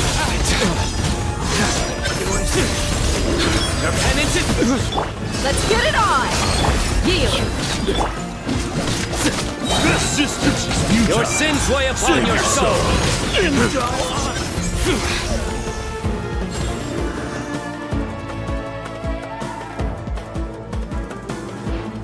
Waterway secured.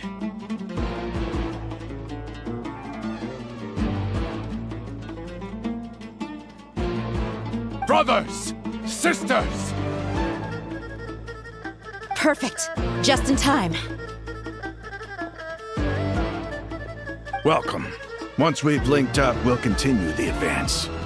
The team has arrived at the north entrance, as planned. Good. Press on.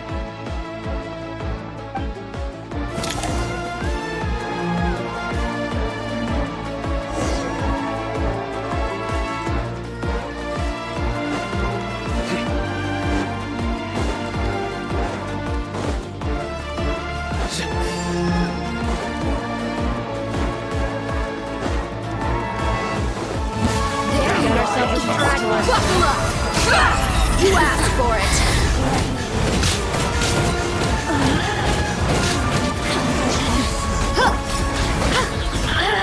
We shall... Futile! Blink!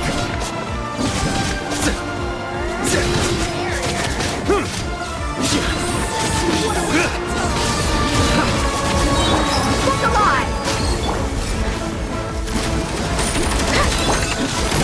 Nowhere to run! You're dead meat! Nowhere to hide!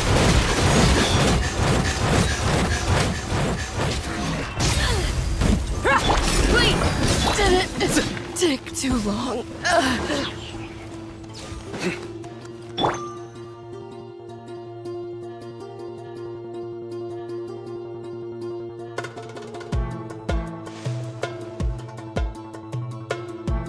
Look out! It's an ambush! Finally. We need to hurry. Take the middle road now. Mahamacho Sino, area clear. Don't relax just yet. More Fatui approaching from the right.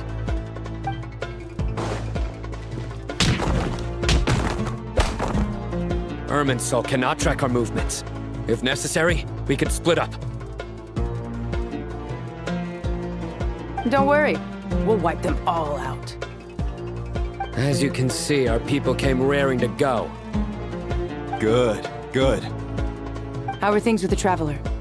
Can Tainari keep her safe? Don't underestimate Tainari just because he's a forest watcher. He can handle it. All right. You know that's not what I meant.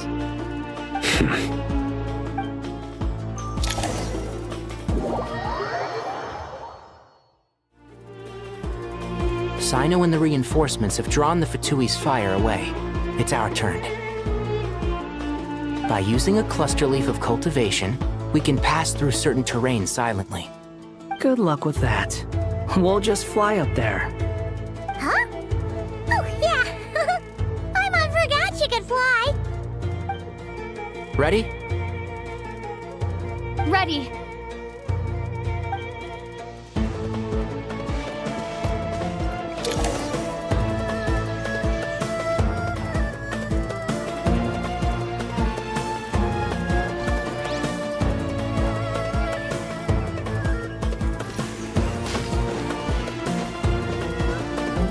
One with the Force!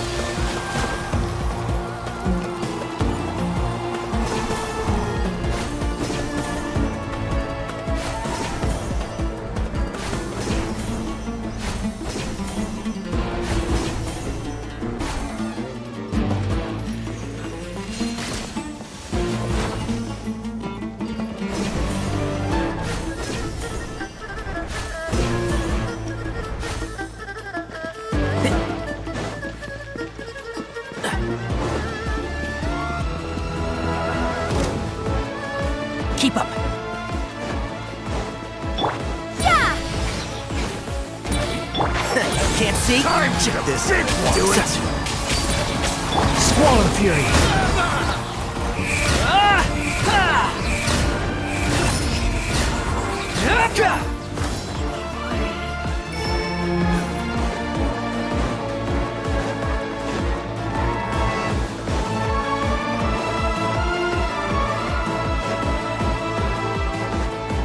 Quit following me.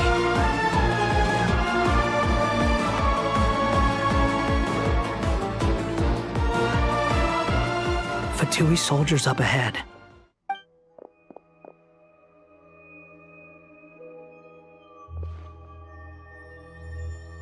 Careful. Prepare for battle. Hey! There's people over there. You have some nerve showing your faces here in the center of Sumeru City.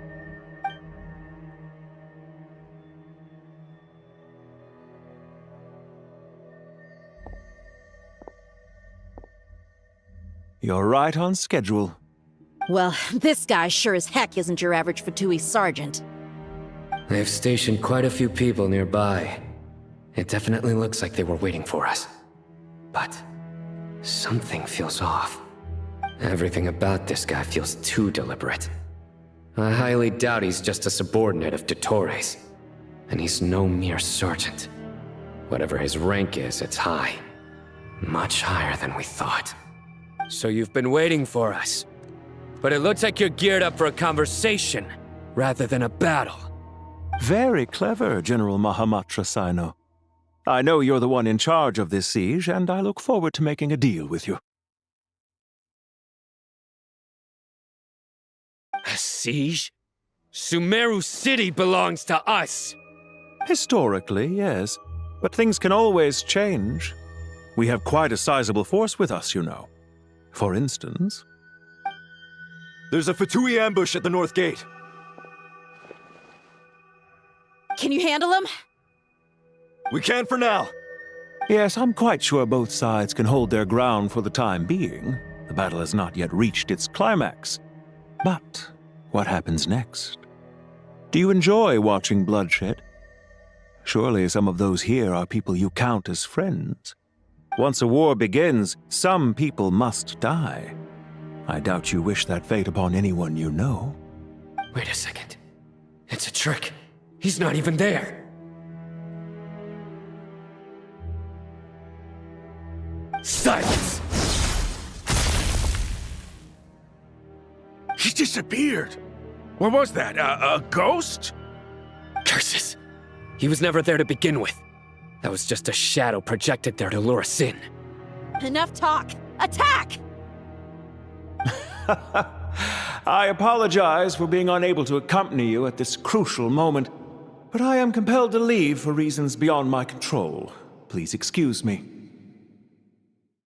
Sumeru's General Mahamatra is quite ruthless. It's a good thing I wasn't there in person. Your illusion held them up for a time just fine. But now that they have seen through it, they will realize you were just a decoy. Decoy or not, what matters now is that they will be heading your way imminently. Not imminently. They are already here.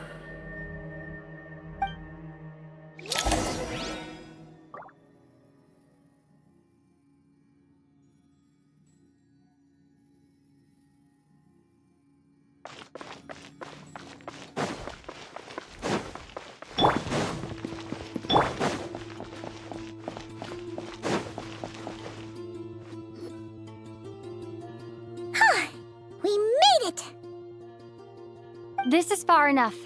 Tainari, you go help Sino. Don't worry about us. We'll manage from here.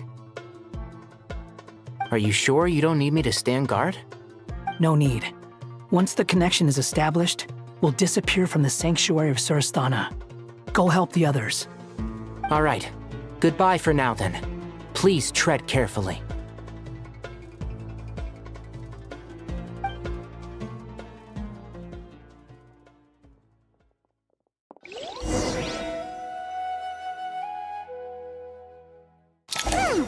Now where's the interface Nahida mentioned?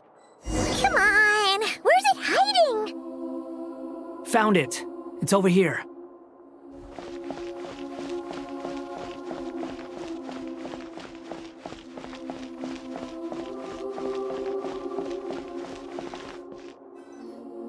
We can connect to the inside of Irminsul through the Sanctuary of Surasthana's built-in security system. You should be pretty familiar with the process. Is it the same route as last time? For the most part, we don't need to adjust any of the parameters. Then I should be fine. And Paimon? Once you're both ready, we'll set off. Wait! The stakes are way higher this time, right? Maybe Paimon should stay outside and help the others. Then, you can focus on the fight without having to worry about Paimon. Huh? Why are you staring at me like that? It's nothing. I just suddenly realized how much you've grown. Hey, you've grown quite a lot yourself. Don't you two start getting into it again. Well, anyway, Paimon thinks she's pretty knowledgeable. Who's the best guide in Tavatigan?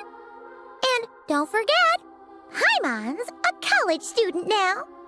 If we say Alhatham's not a weirdo, it's hard to explain how he came up with the idea of you applying to the academia. But for all that he counts, you're doing surprisingly well in your studies. Just goes to show how important it is to have someone supporting you. And Paimon's not the only one. Let's not forget that you only became a student because of Nahida's personal recommendation. That's fair. I have learned a lot in Sumeru. Oh yeah. Did you ever come up with that ugly nickname you promised me? What? No way! We're friends now! Paimon gave up on giving you one ages ago. Anyway, isn't Hat Guy enough of a nickname for you? Fine. Suit yourself. We need to go. Paimon, if you're staying, look after yourself. Will do. Paimon's gonna link up with Tainari and Sino. You guys are the ones who need to be careful. We will be. Bye for now.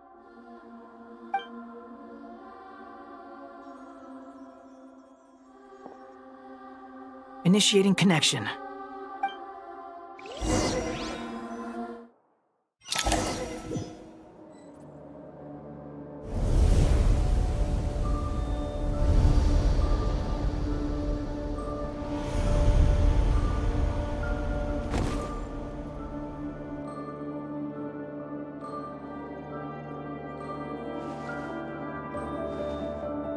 Well, here we are again. Come to think of it, I still don't even know where we're going. Thanks to our terminals, it should be impossible for Irminsul to read. I can... Don't tell me. Only you need to know. That way, whatever happens to me next, it won't affect your progress. Listen to me. Your safety is just as important as mine. Don't even think about sacrificing yourself for the greater good. We came here together, and we're leaving together. All right, if you insist. I won't argue with you.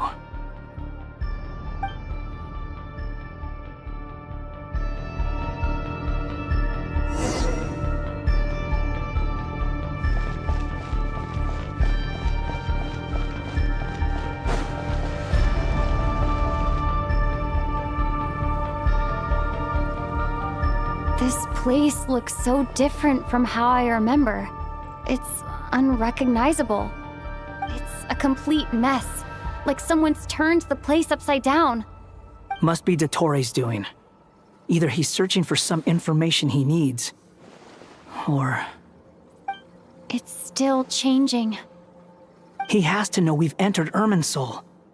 But luckily for us, he can't pinpoint our location. Be on your guard. Don't let him find us. The red parts have probably been corrupted by Dottores' power. Don't touch them, or you might alert him.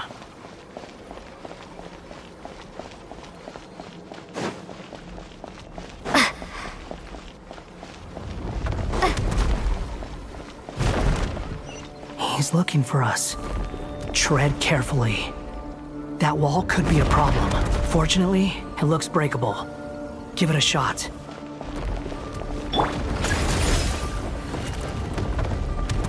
Behold!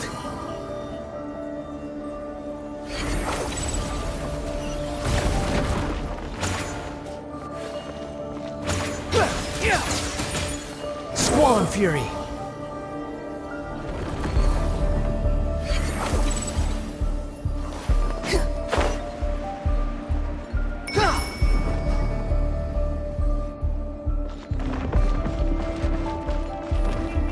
The wind rises.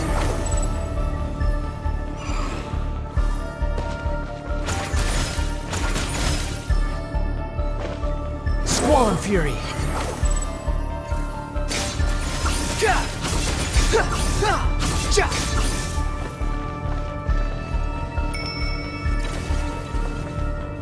Behold!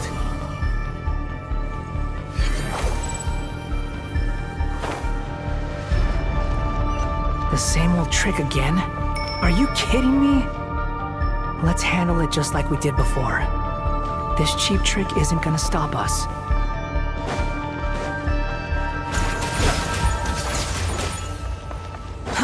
Too slow. Oh no! It's... A trap! Is that why he was using the same trick over and over again? To get us to lower our guard?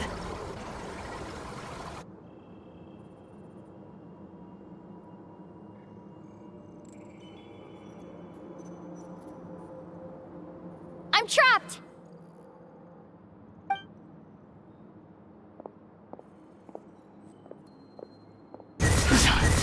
Why won't this thing budge?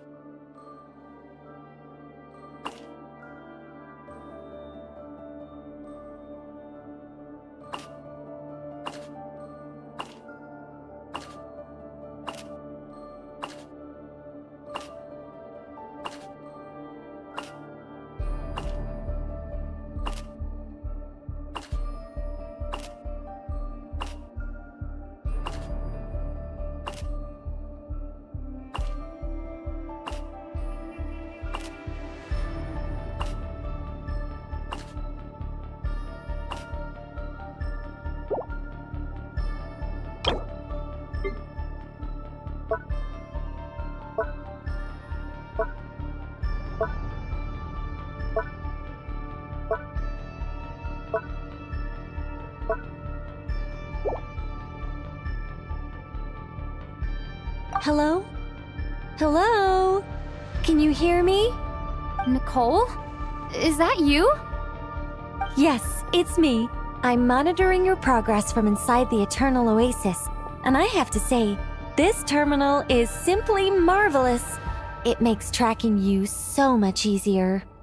I couldn't see anything at first, but now that you two are inside, I can use your location with support from the terminals to get a partial view of the situation inside Irminsul. It's not the clearest image, but it's better than not being able to help at all. So, here I am. I can't intervene directly, but I can help to guide you out of the jam you're currently in. So please, just follow my lead. Dottore in his current form is a blight upon both Irminsul and the ley lines. Pay attention to your surroundings. There must be sources of his contamination nearby. The corrupted information is his means of manipulating the environment. You must destroy them.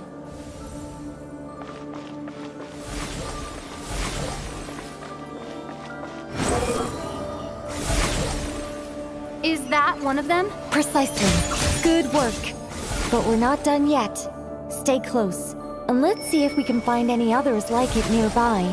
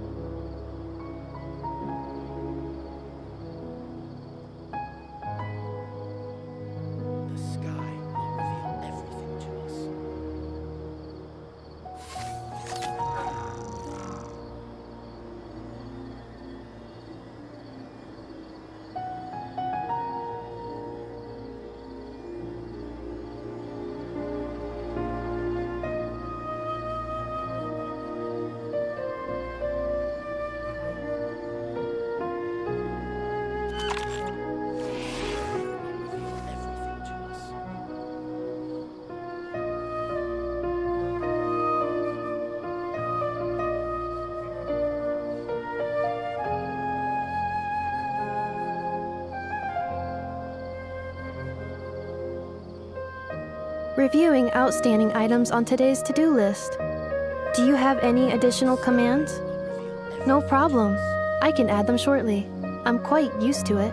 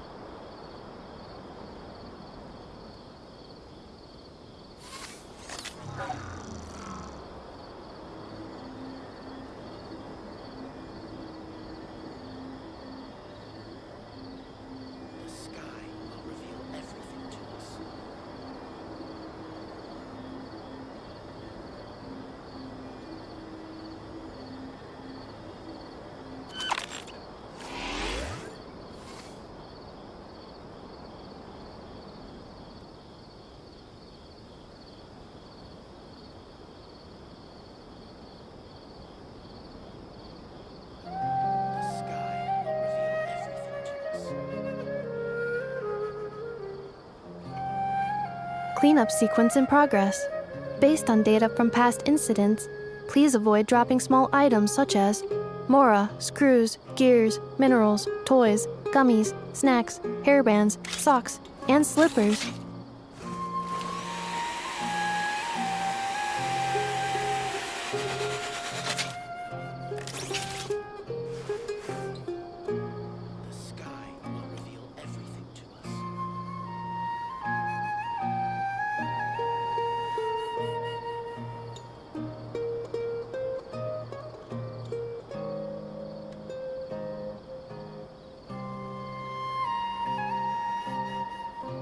Reviewing outstanding items on today's to-do list.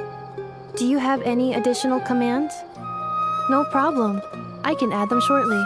I'm quite used to it.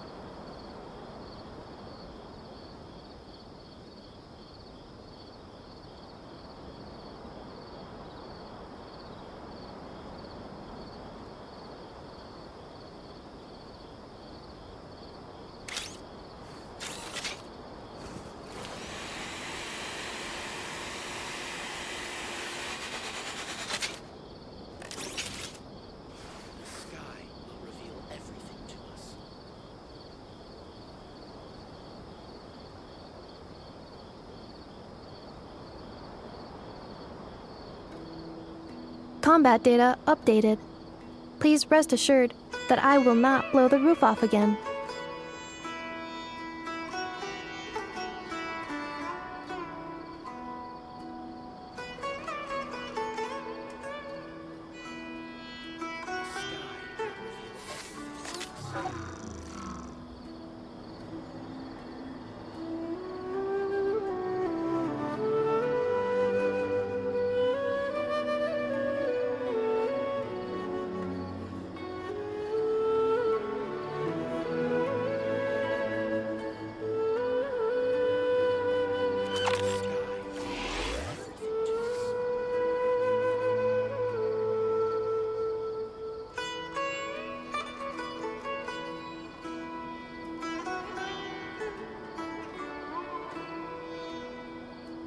Cleanup sequence in progress.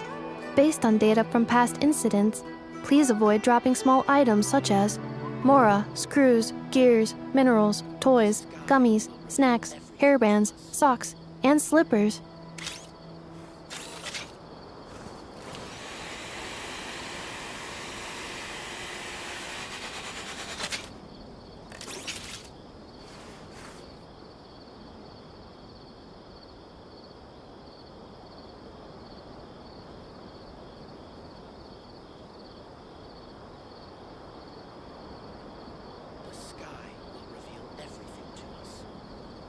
Reviewing outstanding items on today's to-do list. Do you have any additional commands? No problem. I can add them shortly. I'm quite used to it.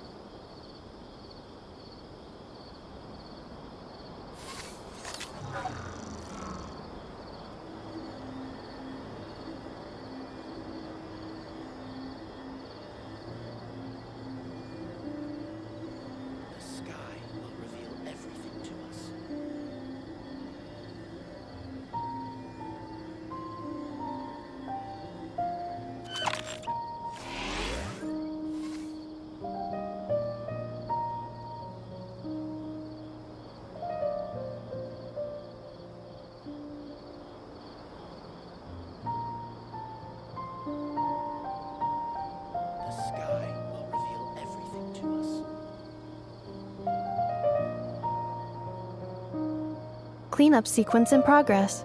Based on data from past incidents, please avoid dropping small items such as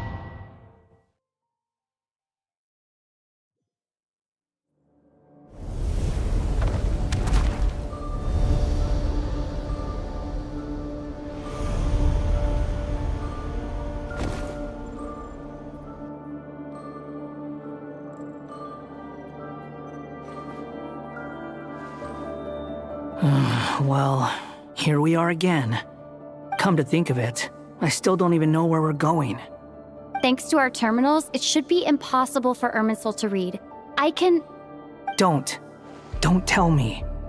Only you need to know. That way, whatever happens to me next, it won't affect your progress. Listen to me. Your safety is just as important as mine. Don't even think about sacrificing yourself for the greater good. We came here together, and we're leaving together. All right, if you insist. I won't argue with you.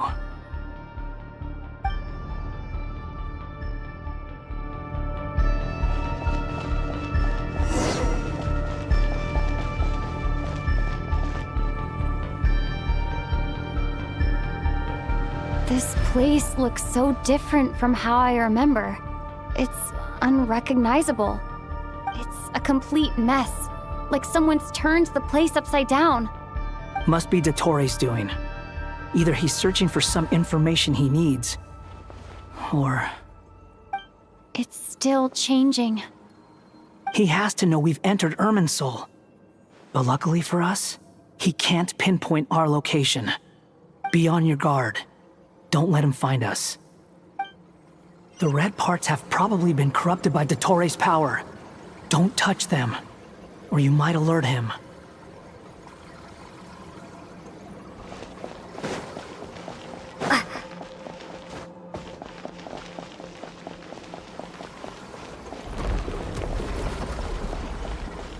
He's looking for us. Tread carefully. That wall could be a problem. Fortunately, it looks breakable. Give it a shot.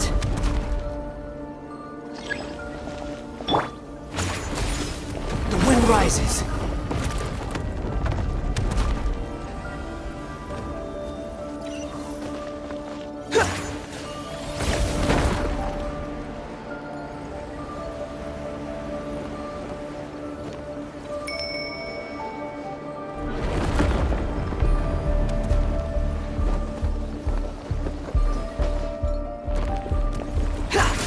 Behold!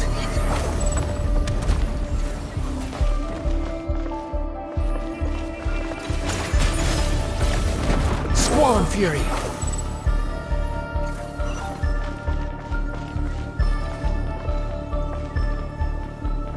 The wind rises.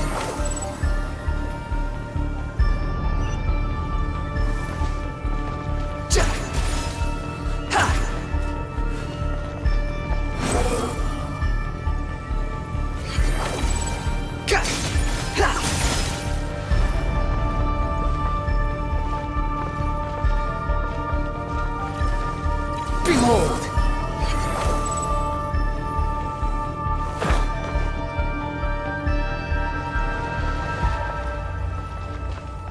Squall and Fury!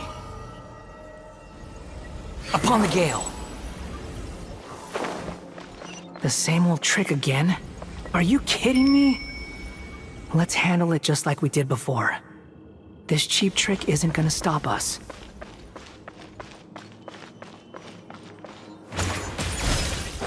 The wind rises. Oh no! It's... A trap! Is that why he was using the same trick over and over again? To get us to lower our guard?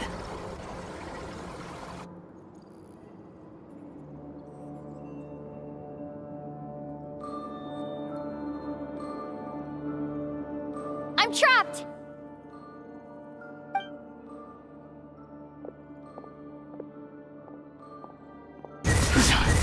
Why won't this thing budge? Hello? Hello? Can you hear me? Nicole? Is that you? Yes, it's me. I'm monitoring your progress from inside the Eternal Oasis, and I have to say, this terminal is simply marvelous. It makes tracking you so much easier. I couldn't see anything at first, but now that you two are inside, I can use your location with support from the terminals to get a partial view of the situation inside Irminsul. It's not the clearest image, but it's better than not being able to help at all. So, here I am. I can't intervene directly, but I can help to guide you out of the jam you're currently in. So please, just follow my lead. Dottore in his current form...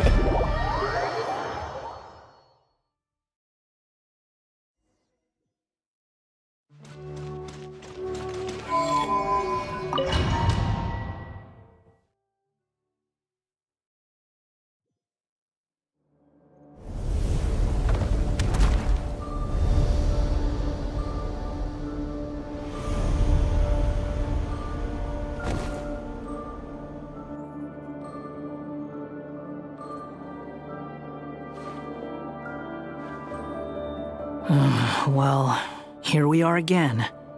Come to think of it, I still don't even know where we're going. Thanks to our terminals, it should be impossible for Irminsul to read. I can... Don't tell me. Only you need to know. That way, whatever happens to me next, it won't affect your progress. Listen to me. Your safety is just as important as mine. Don't even think about sacrificing yourself for the greater good. We came here together, and we're leaving together. All right, if you insist. I won't argue with you.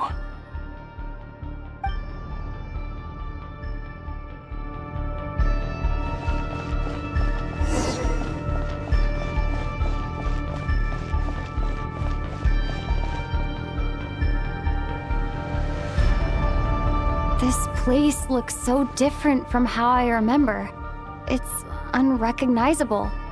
It's a complete mess, like someone's turned the place upside down. Must be Dottore's doing. Either he's searching for some information he needs, or... It's still changing. He has to know we've entered Irminsul. But luckily for us, he can't pinpoint our location. Be on your guard. Don't let him find us. The red parts have probably been corrupted by Dottore's power. Don't touch them, or you might alert him.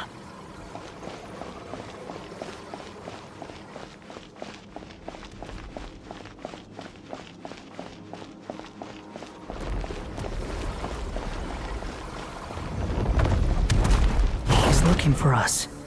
Tread carefully. That wall could be a problem. Fortunately, it looks breakable. Give it a shot.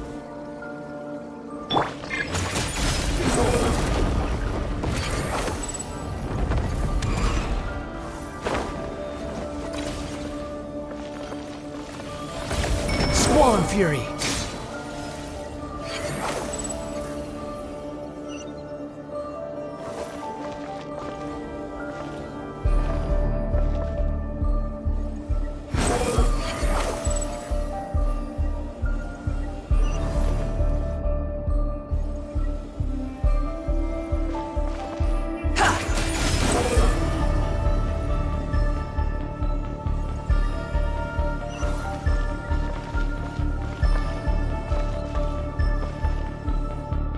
Rises.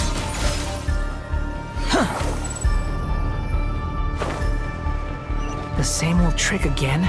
Are you kidding me? Let's handle it just like we did before. This cheap trick isn't gonna stop us.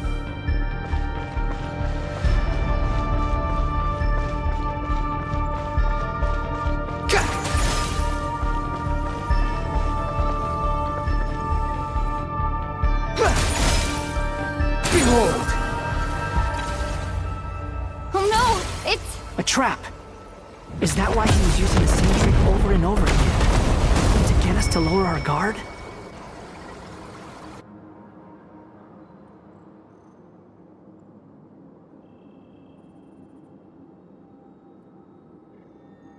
I'm trapped!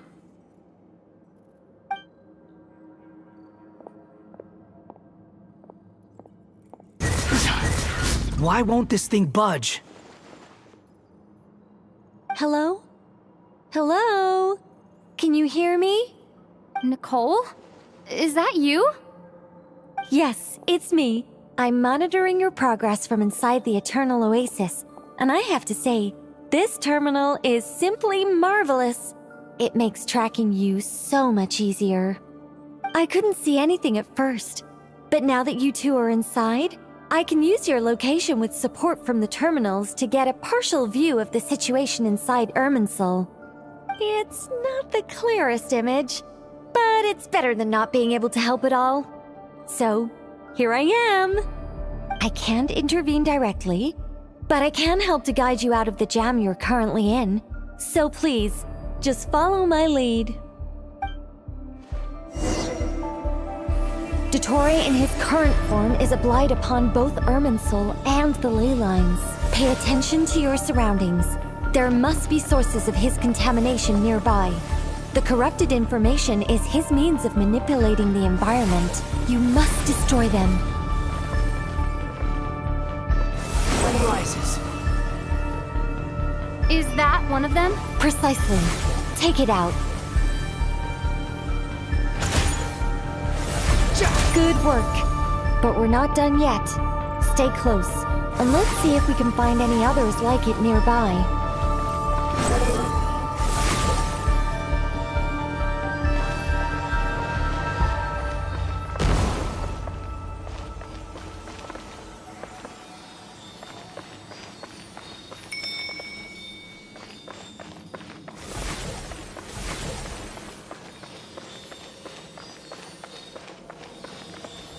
The wind rises.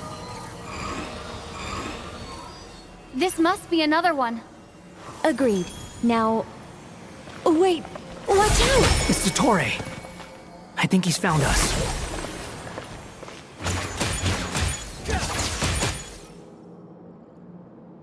The seal is broken. Quick! Get out of there!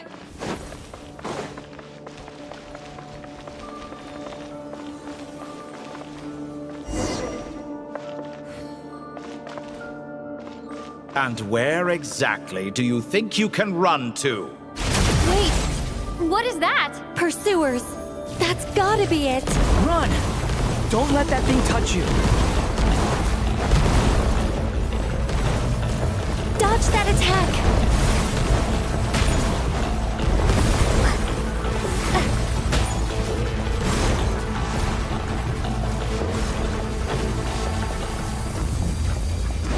There's more than one path. Which way do we go?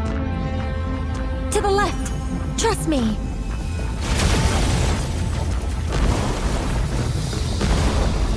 Fleeing like vermin. What a pathetic sight. Hey! Watch yourselves. Stay focused. There's a cliff ahead. Jump!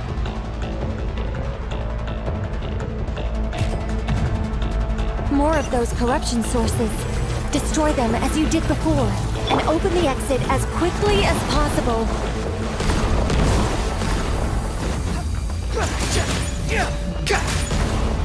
They're relentless. Is he trying to wear us down? You'll just have to destroy these too.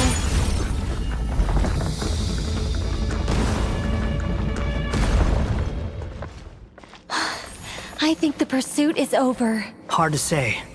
Stay alert.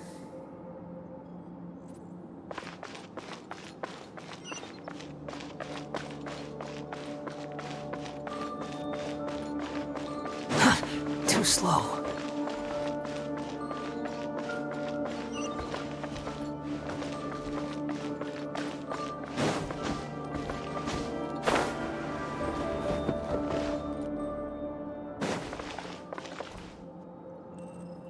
Whew. I think we've made it to relative safety. Phew, goodness. That was tough. You doing okay? I'll be fine. Don't worry. Take a short rest, and then... Nicole? Nicole! The connection's been cut. But that means... Look at you supporting one another. How very touching.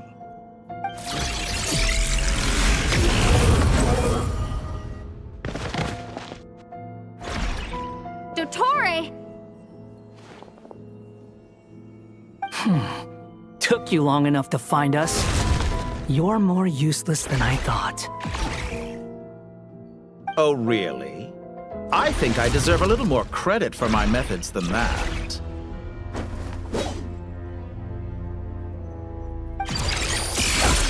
Rather than hunting you down, I chose to let you roam free.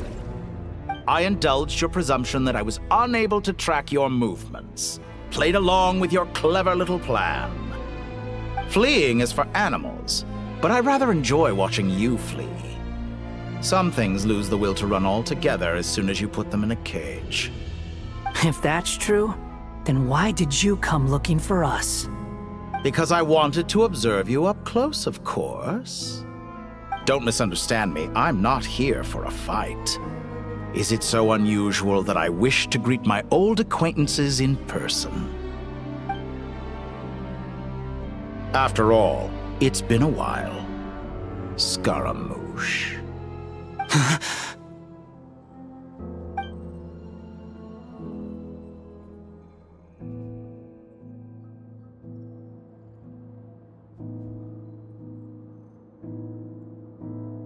Why are you so afraid? I have done nothing unprecedented in discovering the truth. Nor did I go to any great lengths to uncover your story.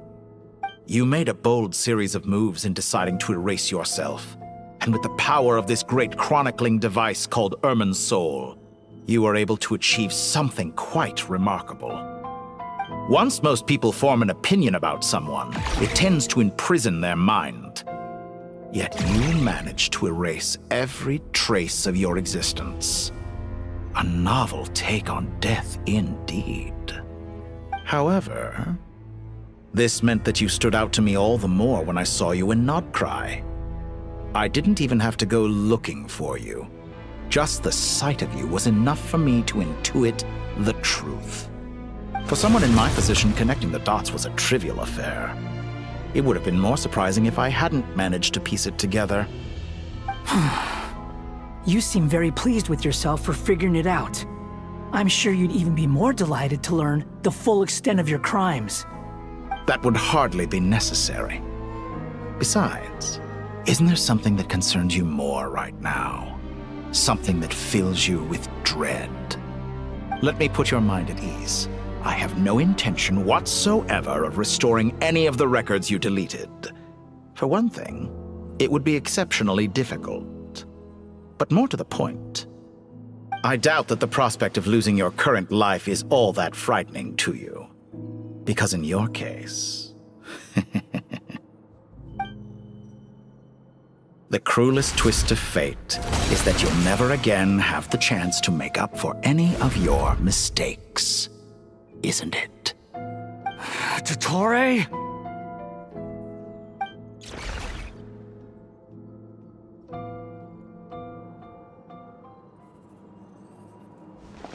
All here shall bend to my will. Scorch and burn!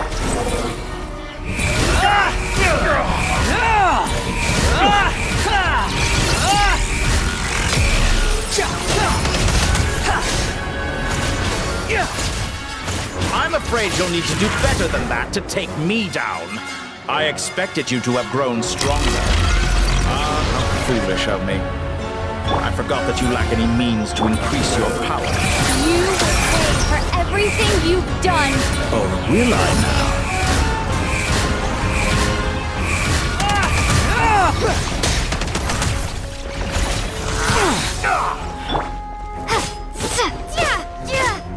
Scorch and burn! Squall and Fury!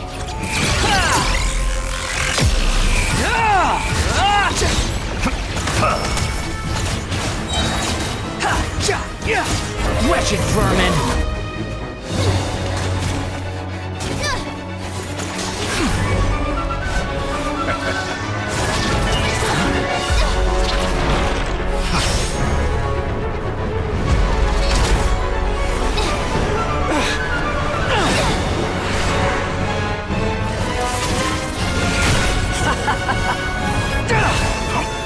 Does the prospect of death amuse you?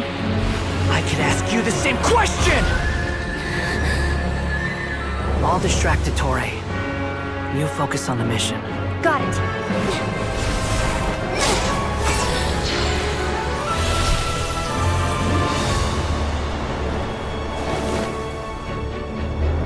For the hopes and dreams of the masses. open the secret door on this enchanting night. May wisdom's light eradicate ignorance and darkness, and hereby fulfill our ancient vow. Commence data extraction.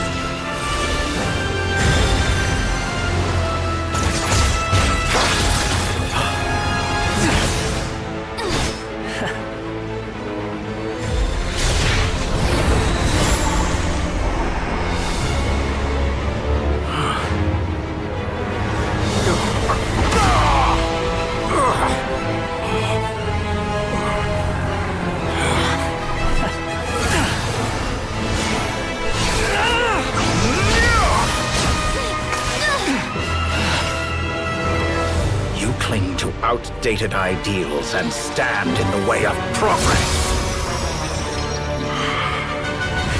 You will pay for interfering with the grandest experiment of all time.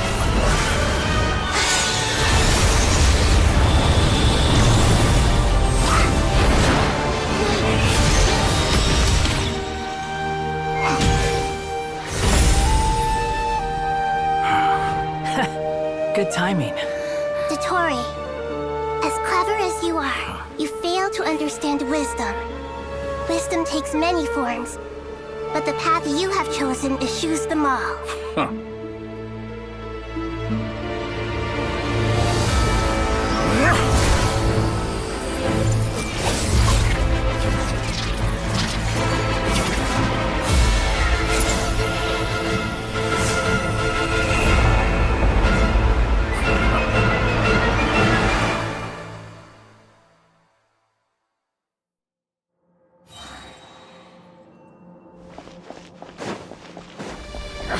My strength is fading! Since you are within Irminsul, it stands to reason that any power you wield comes from it. You're extracting the information from Irminsul just to strip me of my power. I will find his weakness.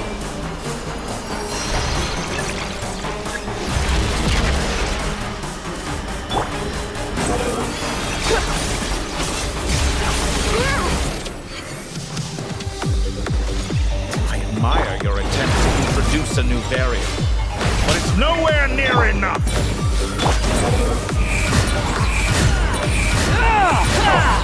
A petty trick! Know your place! Hey!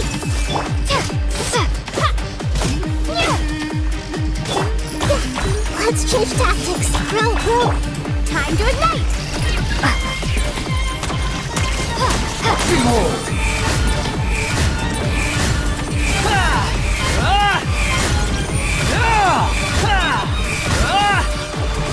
Let's try this! The Temple of Wisdom! Muso no Hitotaki!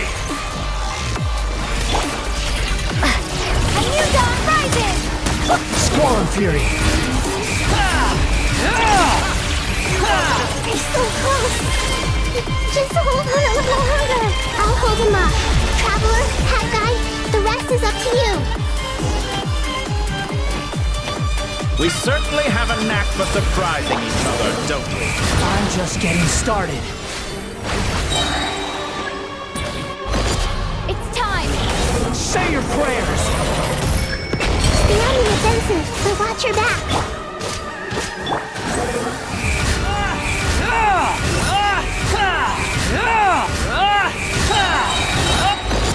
It's time!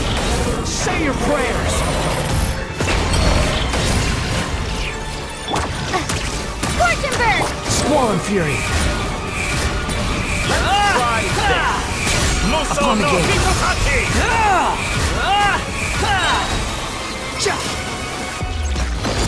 It's time! Say your prayers!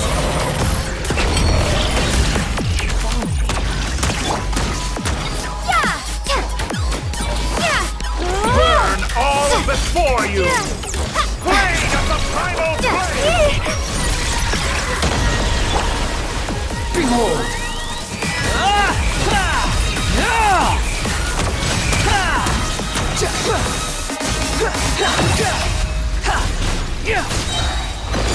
It's time! Say your prayers!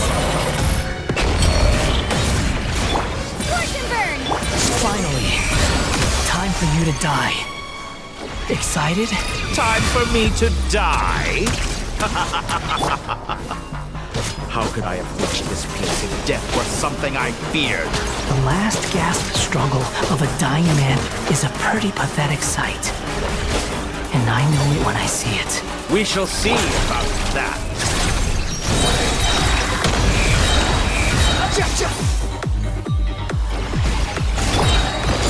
It's time!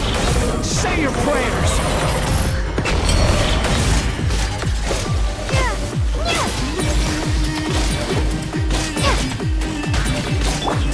Behold! Let's try this! Moso no! You're dead! It's time! Say your prayers!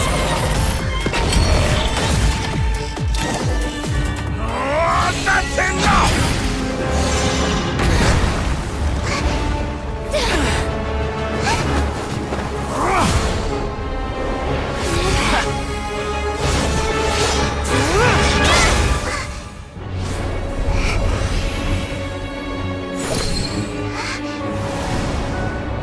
It's all yours.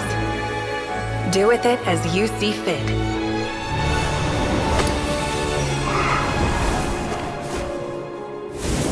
Just as you say, this world is home to some archaic things.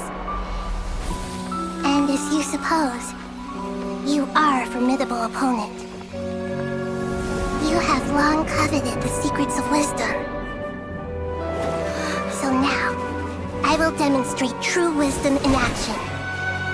I invoke my supreme authority as the keeper of Irminsul. Commend me or condemn me, but give your verdict now!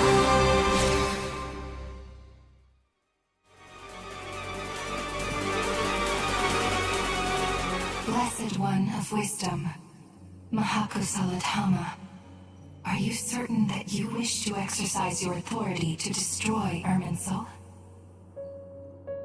It represents both your roots and your finest accomplishments.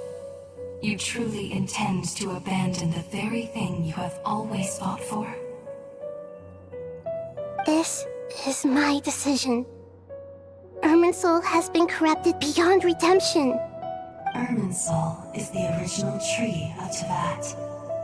It is the means by which the heavenly principles maintains fate itself. The 7 Archons should honor and revere it, for their authority was bestowed upon them by the heavenly principles.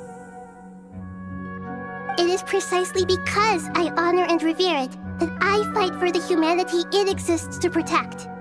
Wisdom is knowing how to weigh the options and make the right decision. If you truly care about the fortunes of this world, then it is me you should seek to preserve. Planting a seed begins the chain of cause and effect. Since you have become a great tree yourself, why should the loss of another tree be anything to fear? Till we meet again, Lord of Dendro.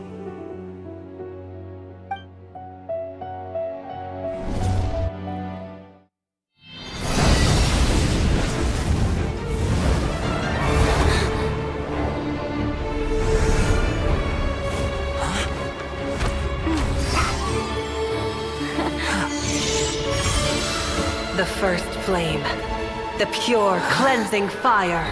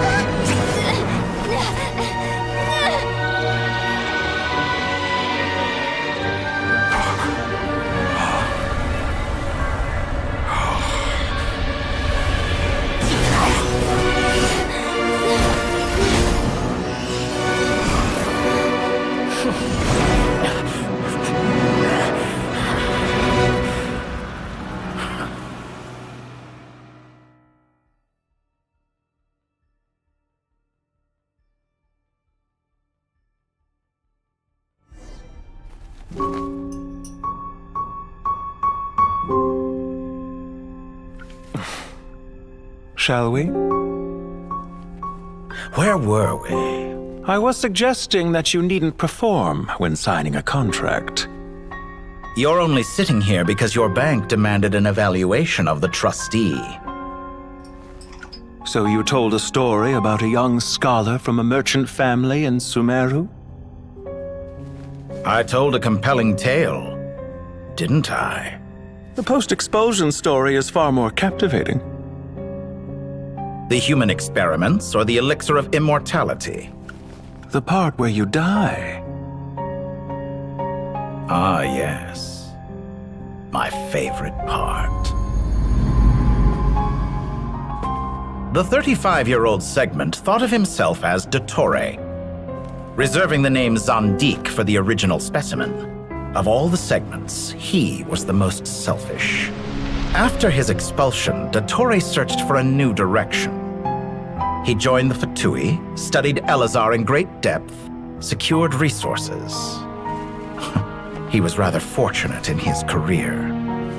Zandik turned to Conrian technology and successfully created his segments. But this was not immortality. Even with backup segments, his body would still age. Still, thanks to Snezhnaya, Zandik found the ideal base for his experiments. Then a perfect partnership materialized at a crucial moment. The year that both parties realized they needed more time. Fortunately, Zandik succeeded. In a miraculous turn of events, he gained the extra time he needed. I seem to recall it differently. All right, it's true. No matter how much elixir he took, Zandik remained human and continued to age. Then, on the morning he turned 85... Help me up! Call for help! Surely he would be rescued, Zandik thought. But to his surprise, no one helped him. Zandik was too selfish for that. Don't forget, you're one of us. Yes, and we're all waiting. Waiting for me to die. Pantalone arrived for a meeting and happened to witness what followed. He found it unsettling. I never said that. But the Zandiks were unfazed. It was a rare opportunity for self-dissection.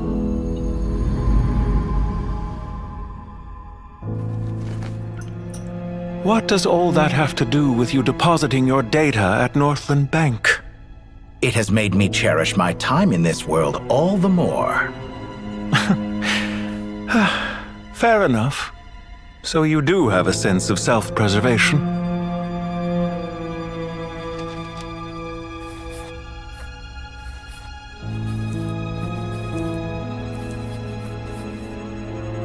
What do you mean?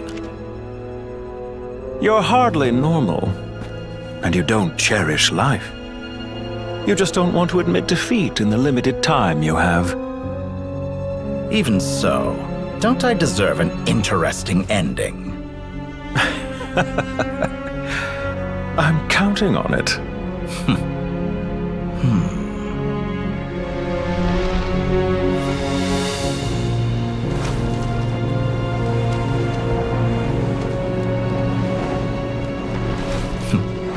If nothing else, I expect my funeral will be a grand affair indeed.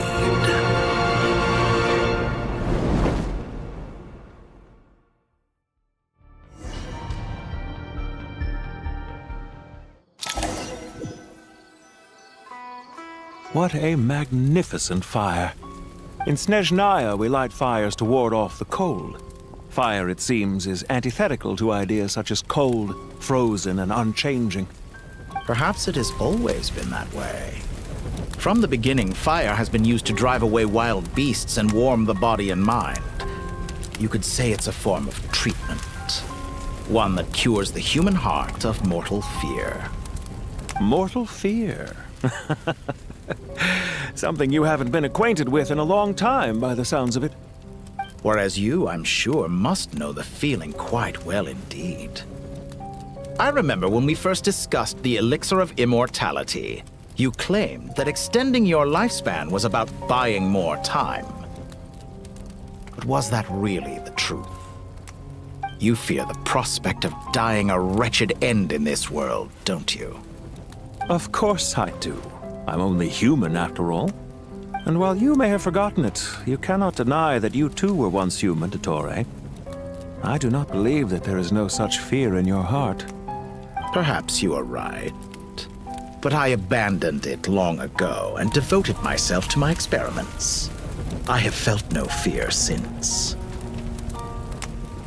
From the very beginning, I never thought you could win this game. But still you came, contract in hand, to honor our agreement.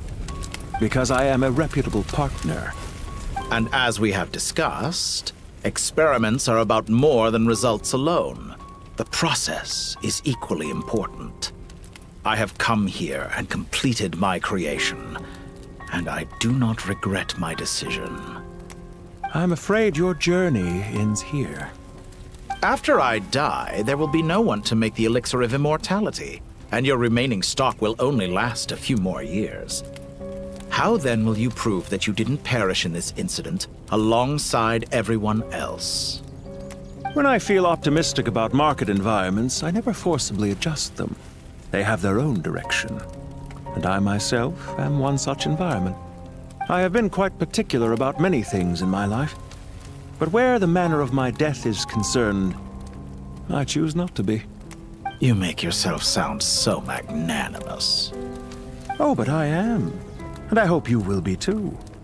It may have been a long time since anyone told you this, Dottore, but I recognize that you are a truly rare talent. Ha!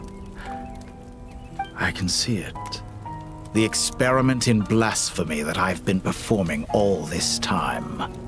It has been a long process, and I do not care about the results as much as people might imagine. If the very goal of your experiment was to explore infinite possibilities, then there was never any reason for it to end. Indeed. Yet now, the experiment has officially drawn to a close. What should I call you? Zandik? Or do you prefer Dottore? Suit yourself. Goodbye, Feofan. This time, that's what it truly is. And don't I know it? Goodbye, Zandik.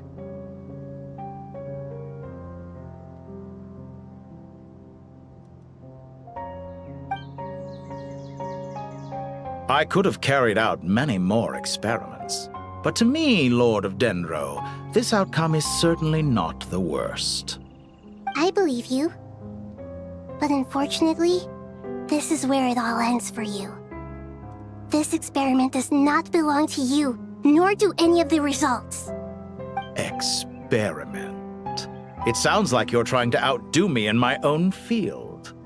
Wisdom is conveying information in terms that people can clearly understand. You know exactly what I mean. Indeed. I can see no further outcomes. Ha! You have a formidable mind, and you are braver than I thought. Setting fire to the very thing your survival depends on. Your previous threat was empty, but this time, it is real. When necessary, wisdom can be as fierce as an inferno. Some of the flames that incinerate you come from within yourself. Perhaps you are right. You see what lies at the bottom of the human heart, and that is your wisdom. Here is where your journey comes to an end. All that is yet unknown belongs to those of us who will carry on living. It seems I have unwittingly been your arch-enemy all along. But now, it's all over. I do not deny your intelligence. But what you refer to as experiments, I would never describe in those terms. They are events that take place in the real world, and they are so much more than mere data. Goodbye. We will never meet again.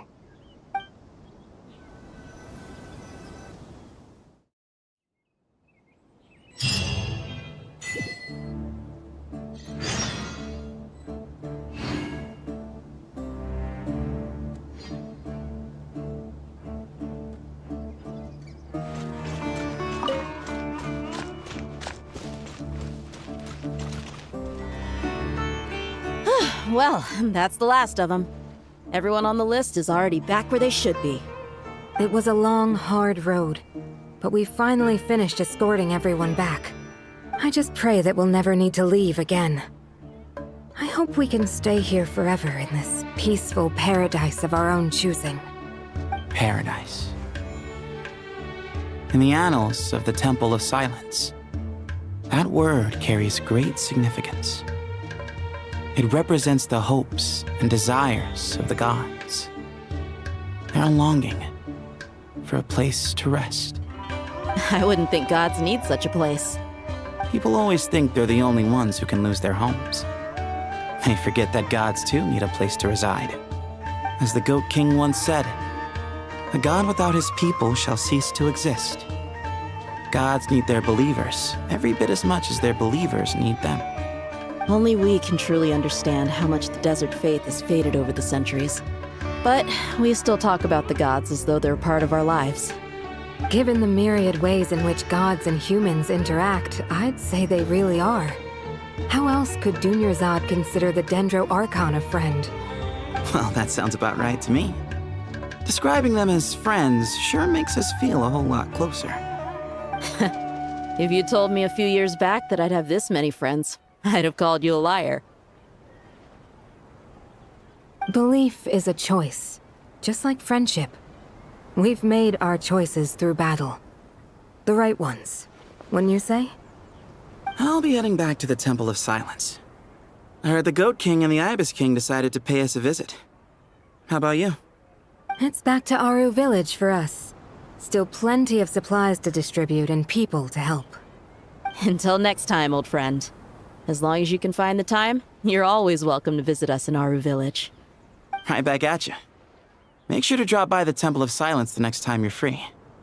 Word is that 2 of the other 7 pillars, Shezapang and Bennu, might also be dropping by. Since you're wearing the symbols of their power, it'd only be fitting if you came to see them for yourselves. Dropping by? That makes it sound like they're visiting a neighbor's home. Well, the temple was founded by Hermanubis, so I guess to them, that's exactly what it is. Guess that's true. All right. We'll make sure to find time to stop by. Stay safe on your journey home. I will.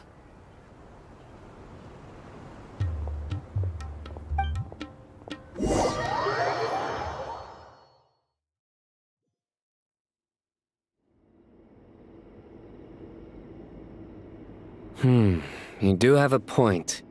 See? Retirement has always been a problem, especially for old-timers like us who've been locked away all these years. You finally step out into the light, and bam! You're face to face with a whole different world. Naturally. What do you think, Layla? Huh? Why would you think to ask me? How could I possibly be qualified to decide where the servants of King Deshret should live? Sorry if my question was unclear. Do you think their statues will stand out too much if we place them here? Hey, I never agreed to this. How could we possibly allow our statues to be left in Hermanubis' home? That would be like breaking into someone's house, then pretending it belonged to you in the first place. Different beliefs can coexist. We still need to respect one another. By which you mean, you two plan to stay at the Temple of Silence, for a while at least, but you have no intention of relocating your statues here. So, you see this as sort of a family visit? Is that correct? Family. Huh. You could say that. In a sense, Hermanubis would view this as his home. Just look at this place. Magnificent, is it not? The sad truth is, in the past, all 3 of us invested so much into misguided ventures. We failed to build what we should have, and wasted so much time instead. And what do you mean by that? I mean that for the most part, time spent associating with the likes of Sobek, and, let's say, Thoth, might reasonably be considered wasted. Why does that not surprise me? Go on. Anyway, given how much time we'll all be spending together, I'd say that the bonds we built will end up proving to have been a sound investment. Once Sethos, the current leader of the Temple of Silence, returns, you can discuss the matter of staying here with him. But judging by the expressions of everyone here, I imagine you'll receive a very warm welcome. This sacred ground houses untold knowledge, after all. What better place for the servants of King Deshret to appear in the mortal world? How about we share a meal together first? I imagine it's been many years since you last tasted fresh food. Oh, that sounds wonderful! After so many hundreds of years, I can only surmise that desert cuisine has become a lot more varied. Are we having a get-together? If you'd like, I can help prepare some food. After all, Lord Thoth, you helped me so much in the desert, and I still haven't properly thanked you. Oh, my, that would be wonderful. I'm touched that you still remember. How the times have changed. To the people of today, it seems the Ibis King has become a kind and passionate god. And you, Mr. Herreshoff? What kind of god do you wish to be? To be honest, I haven't given it much thought. How about you, Dendro Archon? Do you have any hopes for your future? Me? I'm very happy with my current life. Forgive my bluntness, but you do not seem to derive your authority from majesty and might, like Lord Al-Ahmar. Clearly your approach has its advantages, but also its dangers, don't you think? I do, but projecting a majestic front doesn't really suit me. Besides, my relationship with others isn't simply one of a god and her people. Not putting on airs might earn you more adoration. Exactly. Besides, I really like parties where everyone brings their own food, and we all come together to share. You should join us. I'm sure you'll find it fun. Last time when we got together for a picnic near the Avidia Forest, it was quite the occasion. Seeing as you're already here, how about we hold the next one in the desert? Can we do that? Wouldn't Tainari have to transport a ton of drinking water? Don't worry, I can help out. Layla, would you like to join us next time? Me? Sure. The more the merrier. That way we... Don't take this the wrong way. I just think you should know. When it comes to passing the time, chess is more our thing. In that case, Dendro Archon, what do you say? If I were to compete against you, I can't say with certainty I'd win, but I certainly wouldn't mind giving it a shot. Where's Sobek? I'm sure he'd be good for a few rounds. Cards, cards, cards! I'll always prefer chess. I wonder what variant of chess we're talking here. Mr. Thoth, is there some sort of astrological significance to this game? Oh, I'm glad you brought that up. As long as the leader of the Temple of Silence agrees, we can search Hermanubis' place for books to teach you how to play.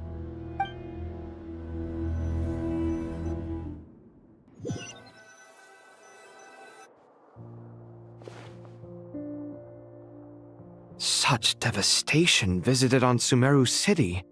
So many houses destroyed or damaged in the fighting.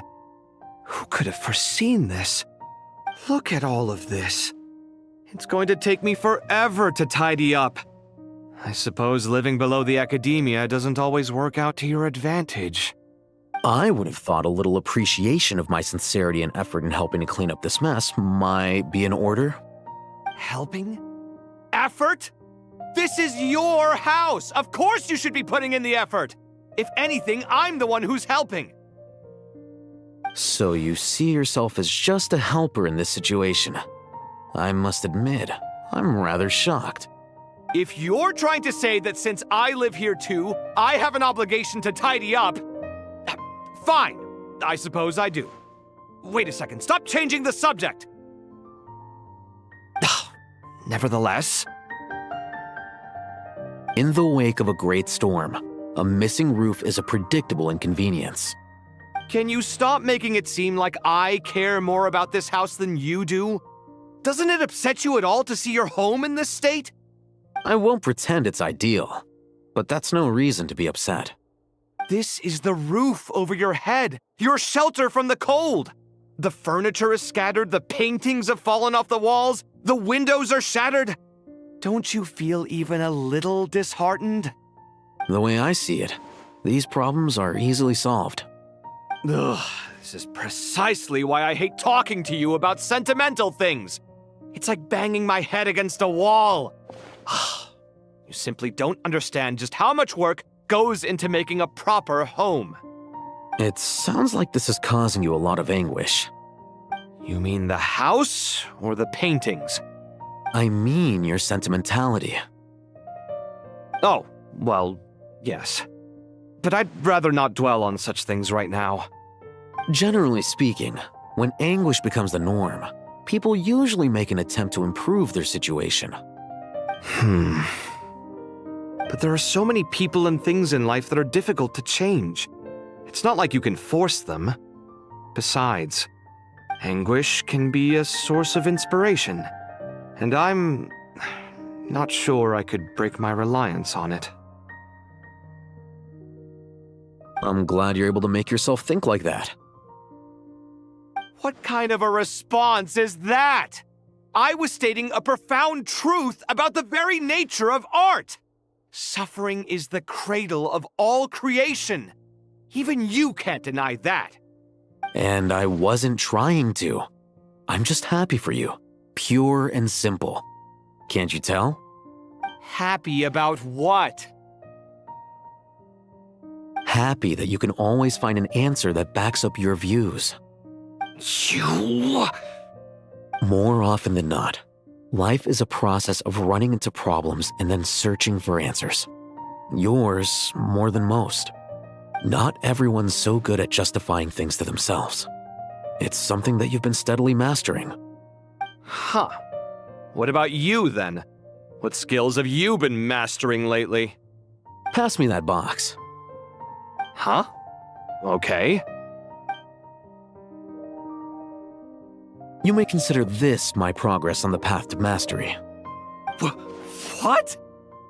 Wait a second. Isn't that box mine?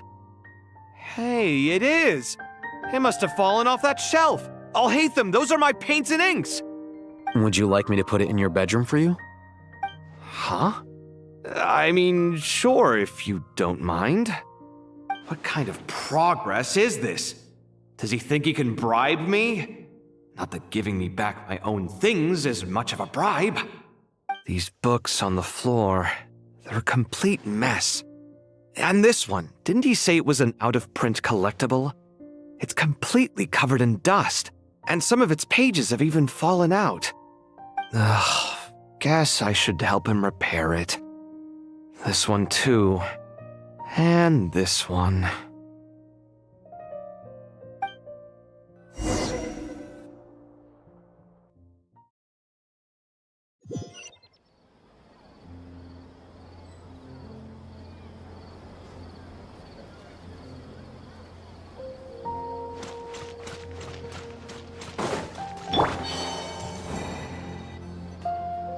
Local Sumter beasts, imported goods, such a bright future ahead. I can picture the Mora just rolling in.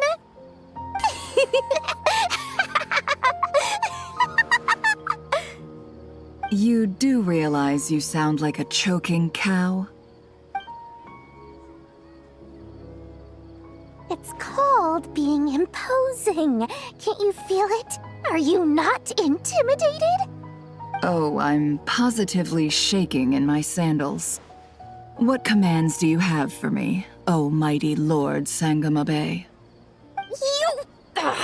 You've got a lot of nerve, Nefer. You went and told Candace and the others everything, didn't you?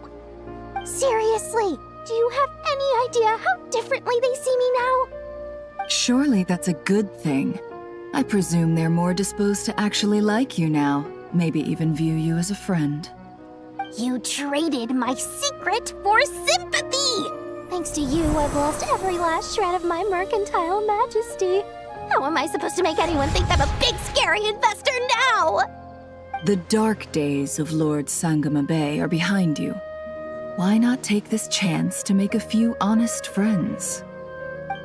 Speaking of friends, since when did the notorious Lady Nefer gain such an admiration for holier-than-thou types? A moon chanter here, an angel there? Who'd have thought it? A coming together of fates, nothing more. No need to throw around accusations of admiration. Forget it. You're right about one thing at least. Making friends is never a bad thing for a merchant. So, I really took a loss this time.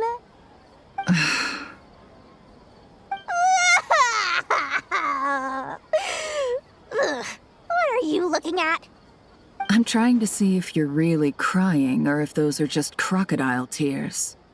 A little birdie told me that when Lord Sangama Bay makes money, the tears flow from the center of her eyes, but when she loses it, they flow from the corners. Which is it this time? Ugh, you are so annoying. I'm not talking to you anymore. Nefer! Thank goodness you're here. I've been looking everywhere for you. Huh? Well. If it isn't the House of Dana's very own librarian. What can I offer you today, Miss Katayun? Oh, no. I'm not here to buy. I'm here to bring Lady Nefer a book, and a fascinating one at that. We agreed to meet at the entrance to the mausoleum of King Deshret. One more thing. I bought this copy with my own money. It's not borrowed. Reasoning knows not time of day, but suspense always follows a blizzard. That's quite the mouthful. Huh? Isn't that the one that... It was all the rage for a while. People throughout the city were clamoring to get their hands on a copy. The names inside were all circled. Everyone thought it was a riddle. Don't bring up that book in my presence. I don't even want to hear its name. That thing was nothing but a scam. Surprisingly enough, I've actually heard of this book, though it doesn't seem of much consequence. So, what truth lies behind it? You're from the Vahumana and you're asking me what the truth is? I'd say the actual truth was about the least important part of the whole episode. I brought you this book because it probably has the most interesting backstory of any in the House of Dana's collection, at least in recent years. As for its quality, well, you can judge that for yourself. Don't tell me it's actually any good. You may not know this, Lord Sangama Bay, but Lady Nefer has a fondness for books with... how should I put this? Mixed reviews? No eye for good literature, huh? Perhaps she feels that bad books hide interesting secrets?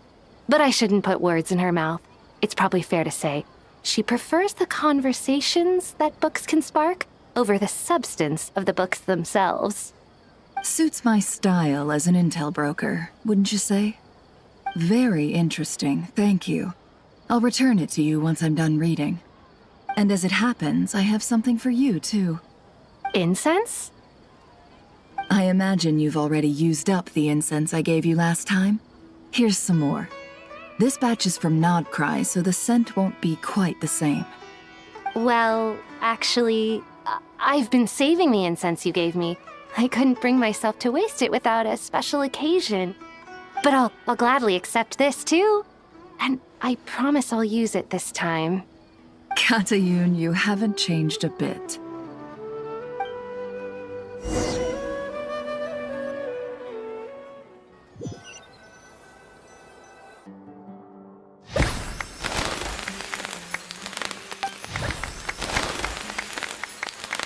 Congratulations, Kale. Well done, Kale. After studying for so long, you've finally become a full-fledged ranger. Sure hasn't been easy for you, huh? This really is fantastic news. All grown up. No longer a trainee, but an official forest ranger. Oh, the next step is to secure tenure in the academia. Thanks, everyone. It's true. I'm an official forest ranger now. Master Tainari, thank you for your guidance and support. I wish Mr. Sino were here so I could thank him too. Sino had a matter to attend to at the Temple of Silence. I don't imagine he'll be back for some time. But don't worry, we can celebrate together once he's finished. I'm afraid the party will have to wait. Kale still has some matters to attend to first. Kale? Is everything all right? No, it's not what you think. There's nothing wrong with my health. I just have a few things I need to deal with. I've made plans with the Traveler and Paimon to visit Mondstadt. Master Tainari and Mr. Sino will be accompanying us too. Well, that's a relief. Let's get together when everyone's back. I'm sure you'll be doing even better by then. Of course. I have a feeling you're right.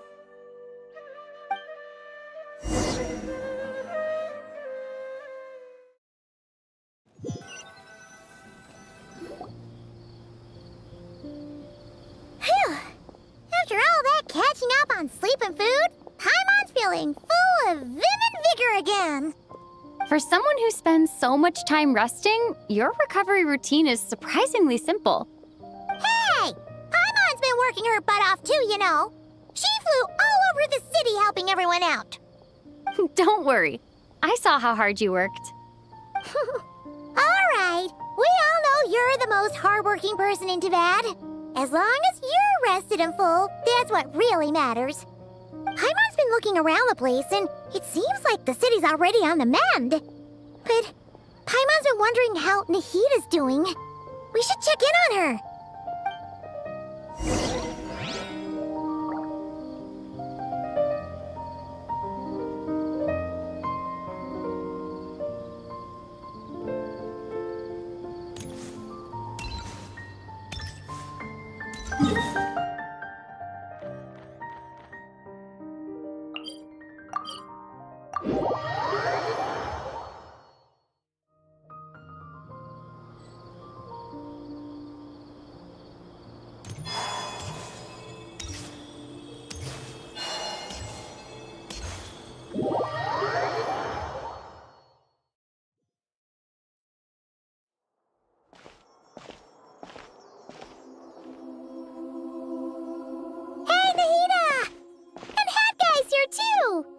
Traveler, Paimon! What's going on here? Nothing much. Nahida was just expressing concern for my physical and mental well-being. Oh, the Traveler told Paimon all about that. We've both been very worried about you. Are you feeling alright? You make it sound like I'm on the brink of some kind of breakdown.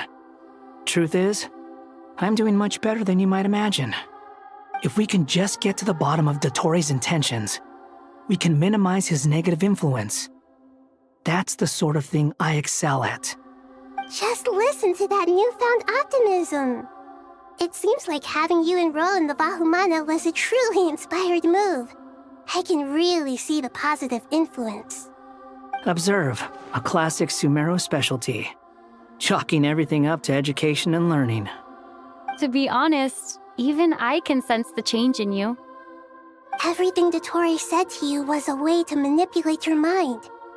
Fortunately, you're no longer under his sway. Can someone as old as me really continue to grow? If it helps, just think of yourself as a late bloomer.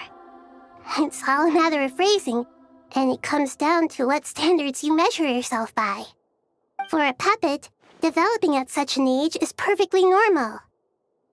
But if you choose to call yourself a late bloomer, it sounds more like you consider yourself human. However you see yourself, well done. All right, I see what you mean. Anyway, what's your next step? What else can I do but complete my current courses? Everything else can wait. Anyway, that's enough chit-chat. There are still things in the city I need to help out with. I'll be heading there now.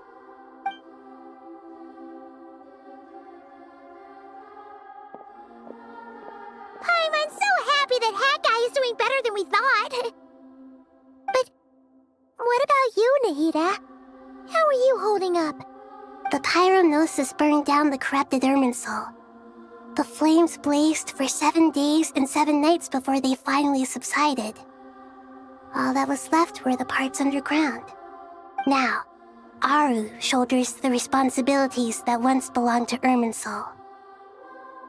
The situation was contained before it got out of hand, so Tevat's most vital information has largely been preserved. Irminsul has a strong influence over you, doesn't it?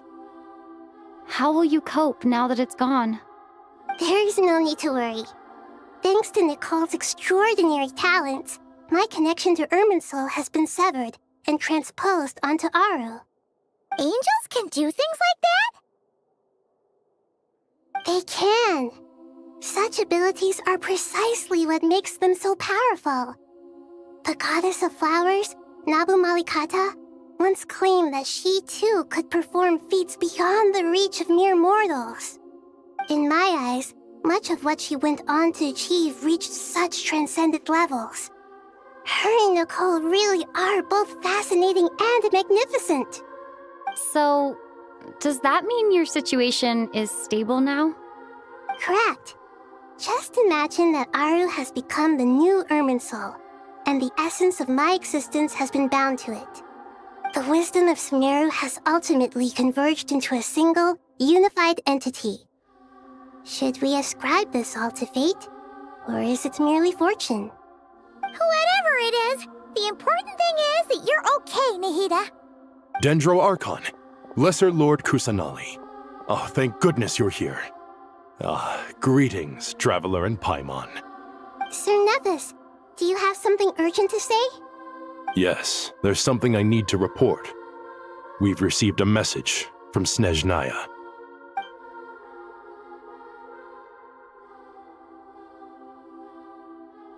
The Fatui Harbinger, the Rooster, sends us his sympathies, along with all the usual pleasantries. His stance is that, following the unrest and Nod Cry, Dottore was subjected to internal censure. This madness was the act of a rogue element, one who cannot be seen to represent the Zapoliarni Palace. No less than can be expected. Snezhnaya paid a heavy price working to stop him. They even lost one of their own harbingers. The letter goes on to say that even so, Snezhnaya cannot claim to be blameless. Apparently, they will deal with Dottore's subordinates in accordance with Snezhnayan law, holding all those involved in his crimes accountable. Additionally, they are supplying relief funds and supplies, which are already en route. They hope this will aid in Sumeru's reconstruction. Sounds like he's got an answer for everything. True, but as diplomatic rhetoric goes, it's highly effective. Completely watertight, both in logic and sentiment.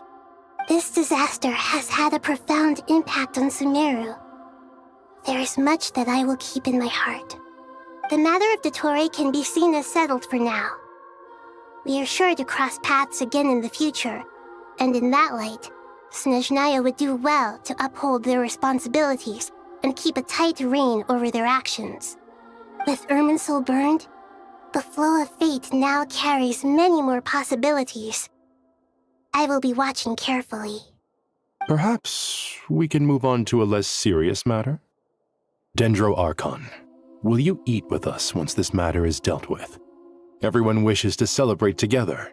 Your presence would be most welcome. Of course! Junior Zod, Sino, and Hypatia all told me the same thing. If there isn't enough room for everyone, we can arrange back-to-back feasts. What a wonderful idea. That just leaves the question of what we should eat. Not more tomatoes, surely. More? Dendro Archon, what do you mean by more tomatoes?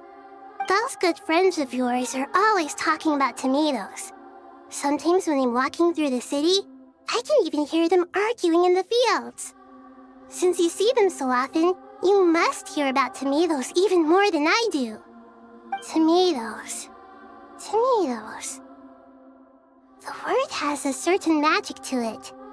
Like the autumn fur of a sumpter beast swirling in the wind, sometimes flying up my nose. Tomatoes. What can we make with tomatoes? Wait, why tomatoes? Take your time, there's no need to rush. The traveler, Paimon, and I still have somewhere we need to visit. You'll have plenty of time to think it over before I return. Does this mean you're going to Natlan? Meeting them there in person. It will require a long journey. I know. But this is necessary. I must go myself. Traveler, Paimon, we'll set off as soon as you're ready. Is that all right? Sure. We'll be ready whenever you are. You'll hear no objections from Paimon. We should grab some snacks along the way, though. It'll be just like going on a long holiday. Wonderful. I'm looking forward to this so much.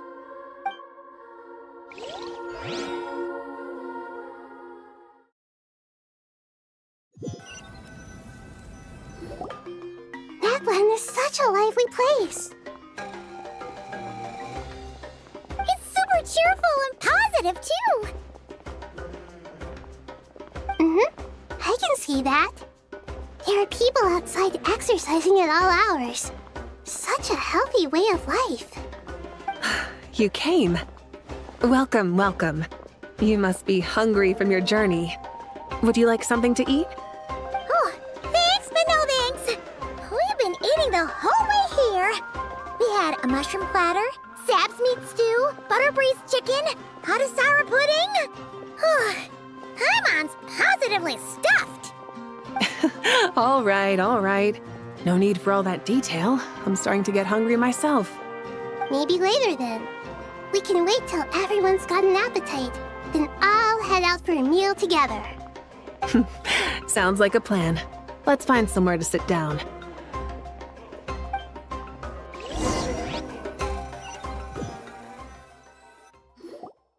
I should tell you, I already have some sense of why you've come. Why's that, Malika?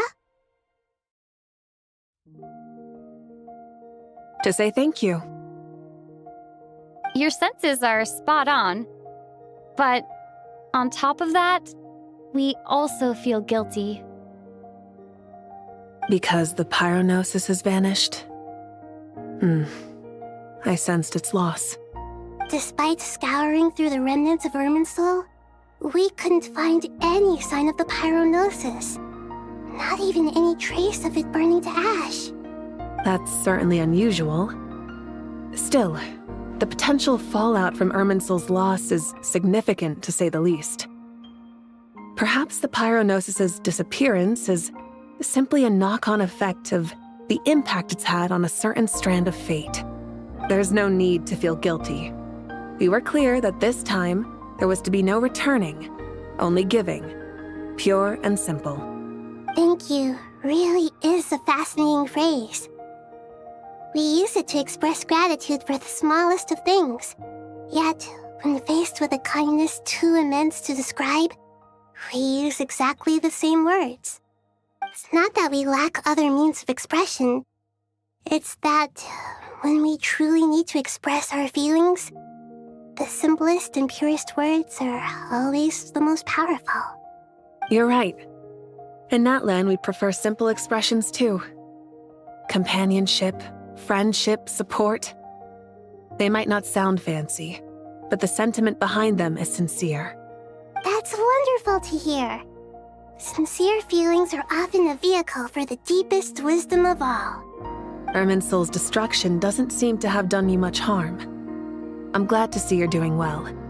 There's still a lot of work to do, but before we begin, we felt it was important to come here and speak with you. Partly to express our gratitude, but also because we felt that seeing you, in a sense, is like basking in warm sunlight. That's a nice way of putting it. I like that. To tell you the truth, though, I'm not a fan of somber meetings. So, since there's nothing more to say, why don't we go bask in some actual sunlight? The weather's beautiful today. What a great idea! Paimon's gonna lie back and soak up some rays.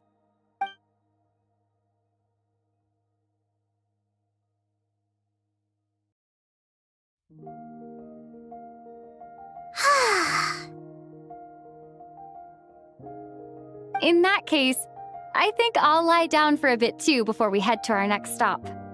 And where might that be? Mondstadt. Paimon and I are gonna head back there with Kale and the gang. Long ago, I sensed that the god remains inside Kali had come from the goddess of flowers, but I kept it a secret. Those remains weren't hurting Kali, not as she is now. They simply exist. Besides, I could sense a deep yearning within her. A yearning for an ordinary life. A yearning to hold on to the hard-won happiness she now enjoys. With someone like her, I have a responsibility to keep her secret. She should be ready to face the truth by now. Whenever people meet, there is always the potential to create warmth and kindness. Every child grows up, but even as adults, they are still children in the eyes of certain people. Oh, just like how Paimon sometimes sees Nahida as a little kid. Is that so? Well, anyone who's friends with a kid is probably a kid themselves.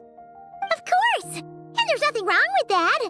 When we get back, we'll actually be hanging out with another of our friends who happens to be a kid. Or more like looking after, in her case. Anyway, we'll always be there to watch out for our friends.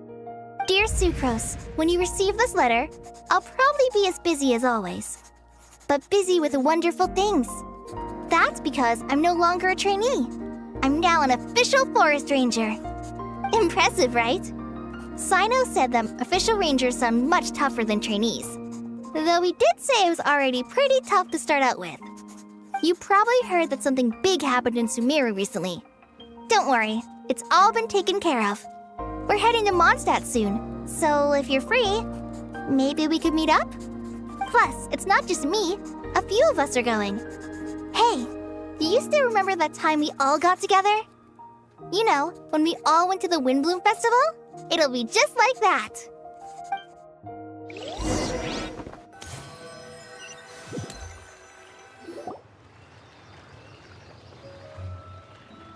Tainari, is that... Don't you say it! Is that the great VII? Behold, the great VII, General Mahamatra. How times have changed. I wasn't expecting you to beat me to the punchline. You've changed. You've really upped the aggression in your battle against Sino's jokes. Kale, how did you know what I was going to say? For the love of... Hey!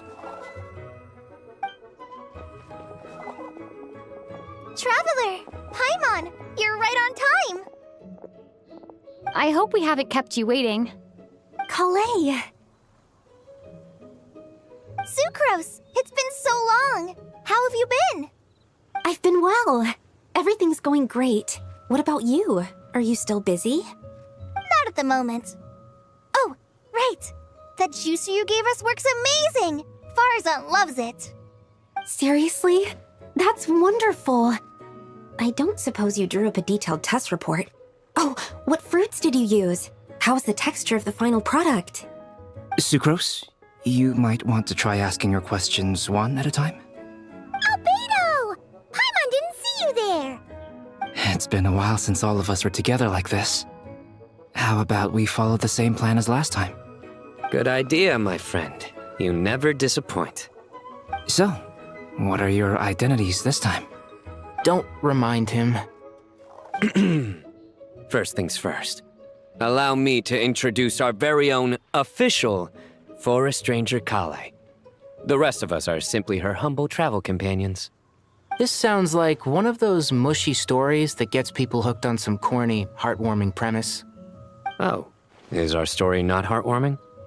If I recall correctly, there was even a scene like this in King of Invocations. Besides being heartwarming, our Our story's also about tough, impressive-sounding job titles. At least that's what I think.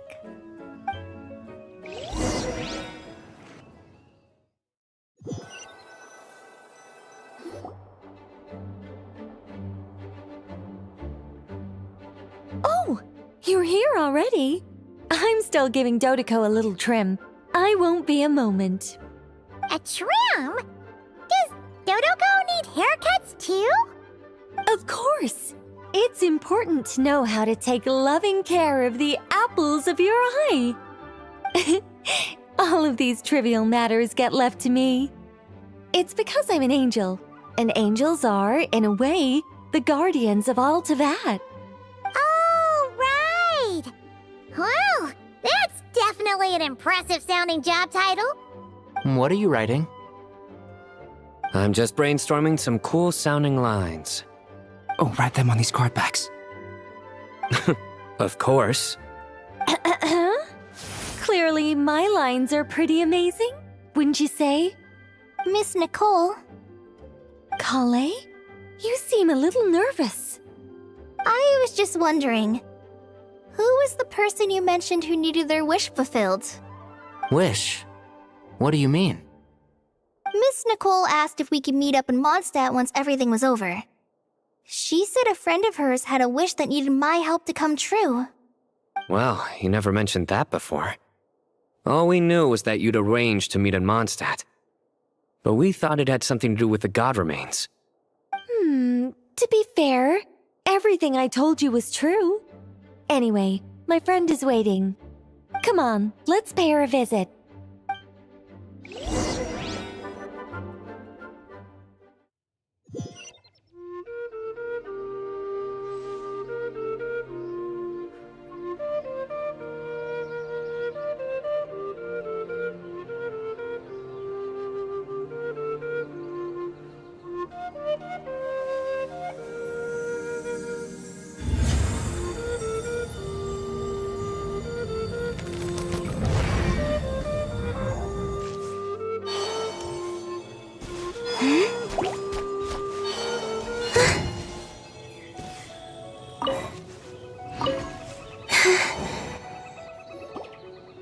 Huh?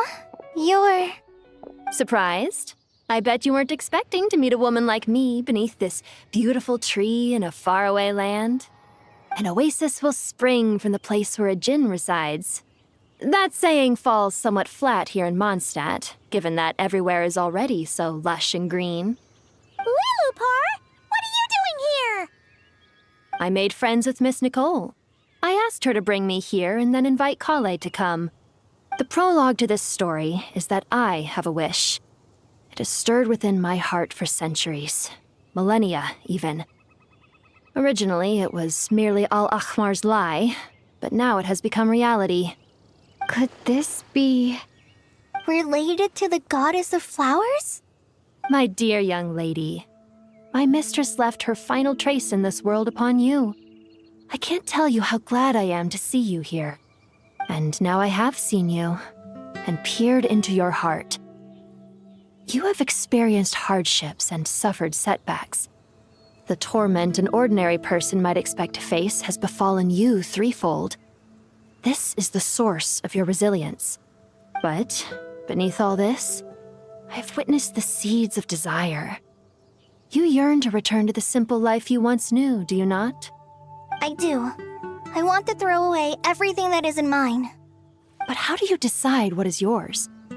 The scars that others carve into your flesh? The kindness and love they inscribe? Are these things not yours as well? They are. This is something I've talked about with Miss Nicole. Miss Nicole said I should learn how to adjust my standards. I just want to live as an ordinary human. Anything beyond that isn't mine. Don't you want anything from the remains of the goddess of flowers? She gave me a revelation once. I think that's already more than enough. In the past, you would not have possessed such a rich heart. Your brief life has taught you to hold on to everything good, to home in on kindness. How fascinating. You're nothing like Nabu Malikata, and you're certainly not her. Of course not. I'm not some great and powerful being, Miss Lilopar. Yet I am a Djinn. We exist because of the Lord of Flowers. We revere and love her. My wish is to see her one last time, to give everything for her. Kale, can you do this for me? But her remains won't be easy to remove. Are you sure this is what you want? That's beside the point. First, I need to know. Are you willing to do something for the soul of this lonely, wandering woman? I'm willing. But look, you know nothing about me. Even if you have heard the stories about me, all you would know is that I was rightly punished for the many evil deeds I committed. Ah, so you do know. Your lips are quivering, your eyes trembling, and still you're willing to do something for me. Life has been cruel to you, and yet you've learned to be kind.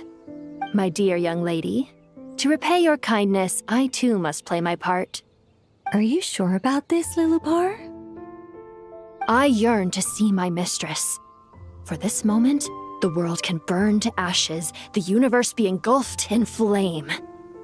I care about nothing else. And you, Kale, I can give you a gift. You'll become just another ordinary human. But Miss Lilopar, what will happen to you? My wish will be fulfilled, and I can die happy. Why would you wish for that? A long, unending life might seem desirable for one who has never possessed it, yet it brings torment to one who has. My remains are scattered across the yellow sands, but my soul can find no peace. Since you've promised to grant my wish, give me that release. Allow the dying to die, and let the dead rest in peace. You have my thanks. Kale, there's no pressure on you. What she said, it's all true. A wish is a genuine desire, after all. It's as if you want to use the last of your life to give me a better future. Nothing so selfless. We'll be using our futures to fulfill each other's wishes. This is a noble act, a beautiful and secret transaction between two women. I understand. Miss Lilopar, I'm ready. Close your eyes, Kale. Then open your soul. From there, I will embrace my mistress. The downpour of flowers is your touch, like returning to the very beginning. Like surrendering to your grace, my mistress. People say that devotion is beautiful, yet filled with pain. How foolish of them. For me, devotion is beautiful, pure and painless. Devotion is my love. Thank you.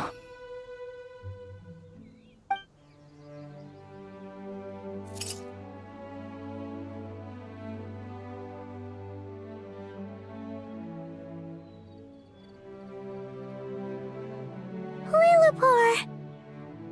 She disappeared? She left, carrying the blessing of flowers. Kale, are you alright? I'm fine.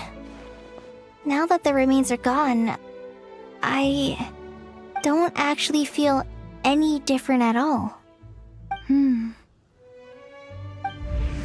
Those remains weren't hurting Kale. Not as she is now. They simply exist. Besides, I could sense a deep yearning within her. Kale must have already received what she was yearning for. I'm doing fine. I feel relaxed. There's really no need to worry. Then my wish has come true, too. To become ordinary? That's just one of my wishes. Actually, I have a few more. For instance, I want to protect the people I meet and help them find happiness. That sort of thing. So between Miss Lilopar and me, you've fulfilled 2 wishes already, and protected 2 people. Wonderful, isn't it? I feel so fantastically happy. I guess that settles things here. So what's next? What do you want to do when we get back to town? Clay, look who I've brought to see you. Hey, Kale! I heard you guys were holding some kind of secret event. How come you started without me? Huh? Oh no, it's nothing like that. We were just saying goodbye to an old friend. Really? Who? Me. The old me. So that's what this is all about. Did you come all the way to Mondstadt for that? Because we knew the old you so we could witness the change? Exactly. The old me is gone. I puffed her into the air, and she became a fluffy pink cloud, floating into the sky, before disappearing forever. Do you think, maybe up in the sky, she has friends waiting for her with test tubes, flasks, and bows? Oh, when you put it like that, it doesn't sound so bad after all. What do you think, Miss Nicole? I think maybe that's right. At least, if it were up to me, I'd consider that a happy ending. Dear Sucrose, even though my childhood ended long ago, these past few days have really felt like growing up again. I've become stronger, and I feel like I can finally accomplish things by myself. Surely someone as mysterious as you will find a friend like this fascinating? Always growing, always thriving like a plant. I came to say goodbye to my old self. I know that after this, she'll be gone. Thinking about it makes me feel a little lonely. I know the weakness that kept me company will one day leave me too. But somewhere in my heart, I feel a great sense of joy. It feels like I've always wanted to take this step, to walk towards the new me.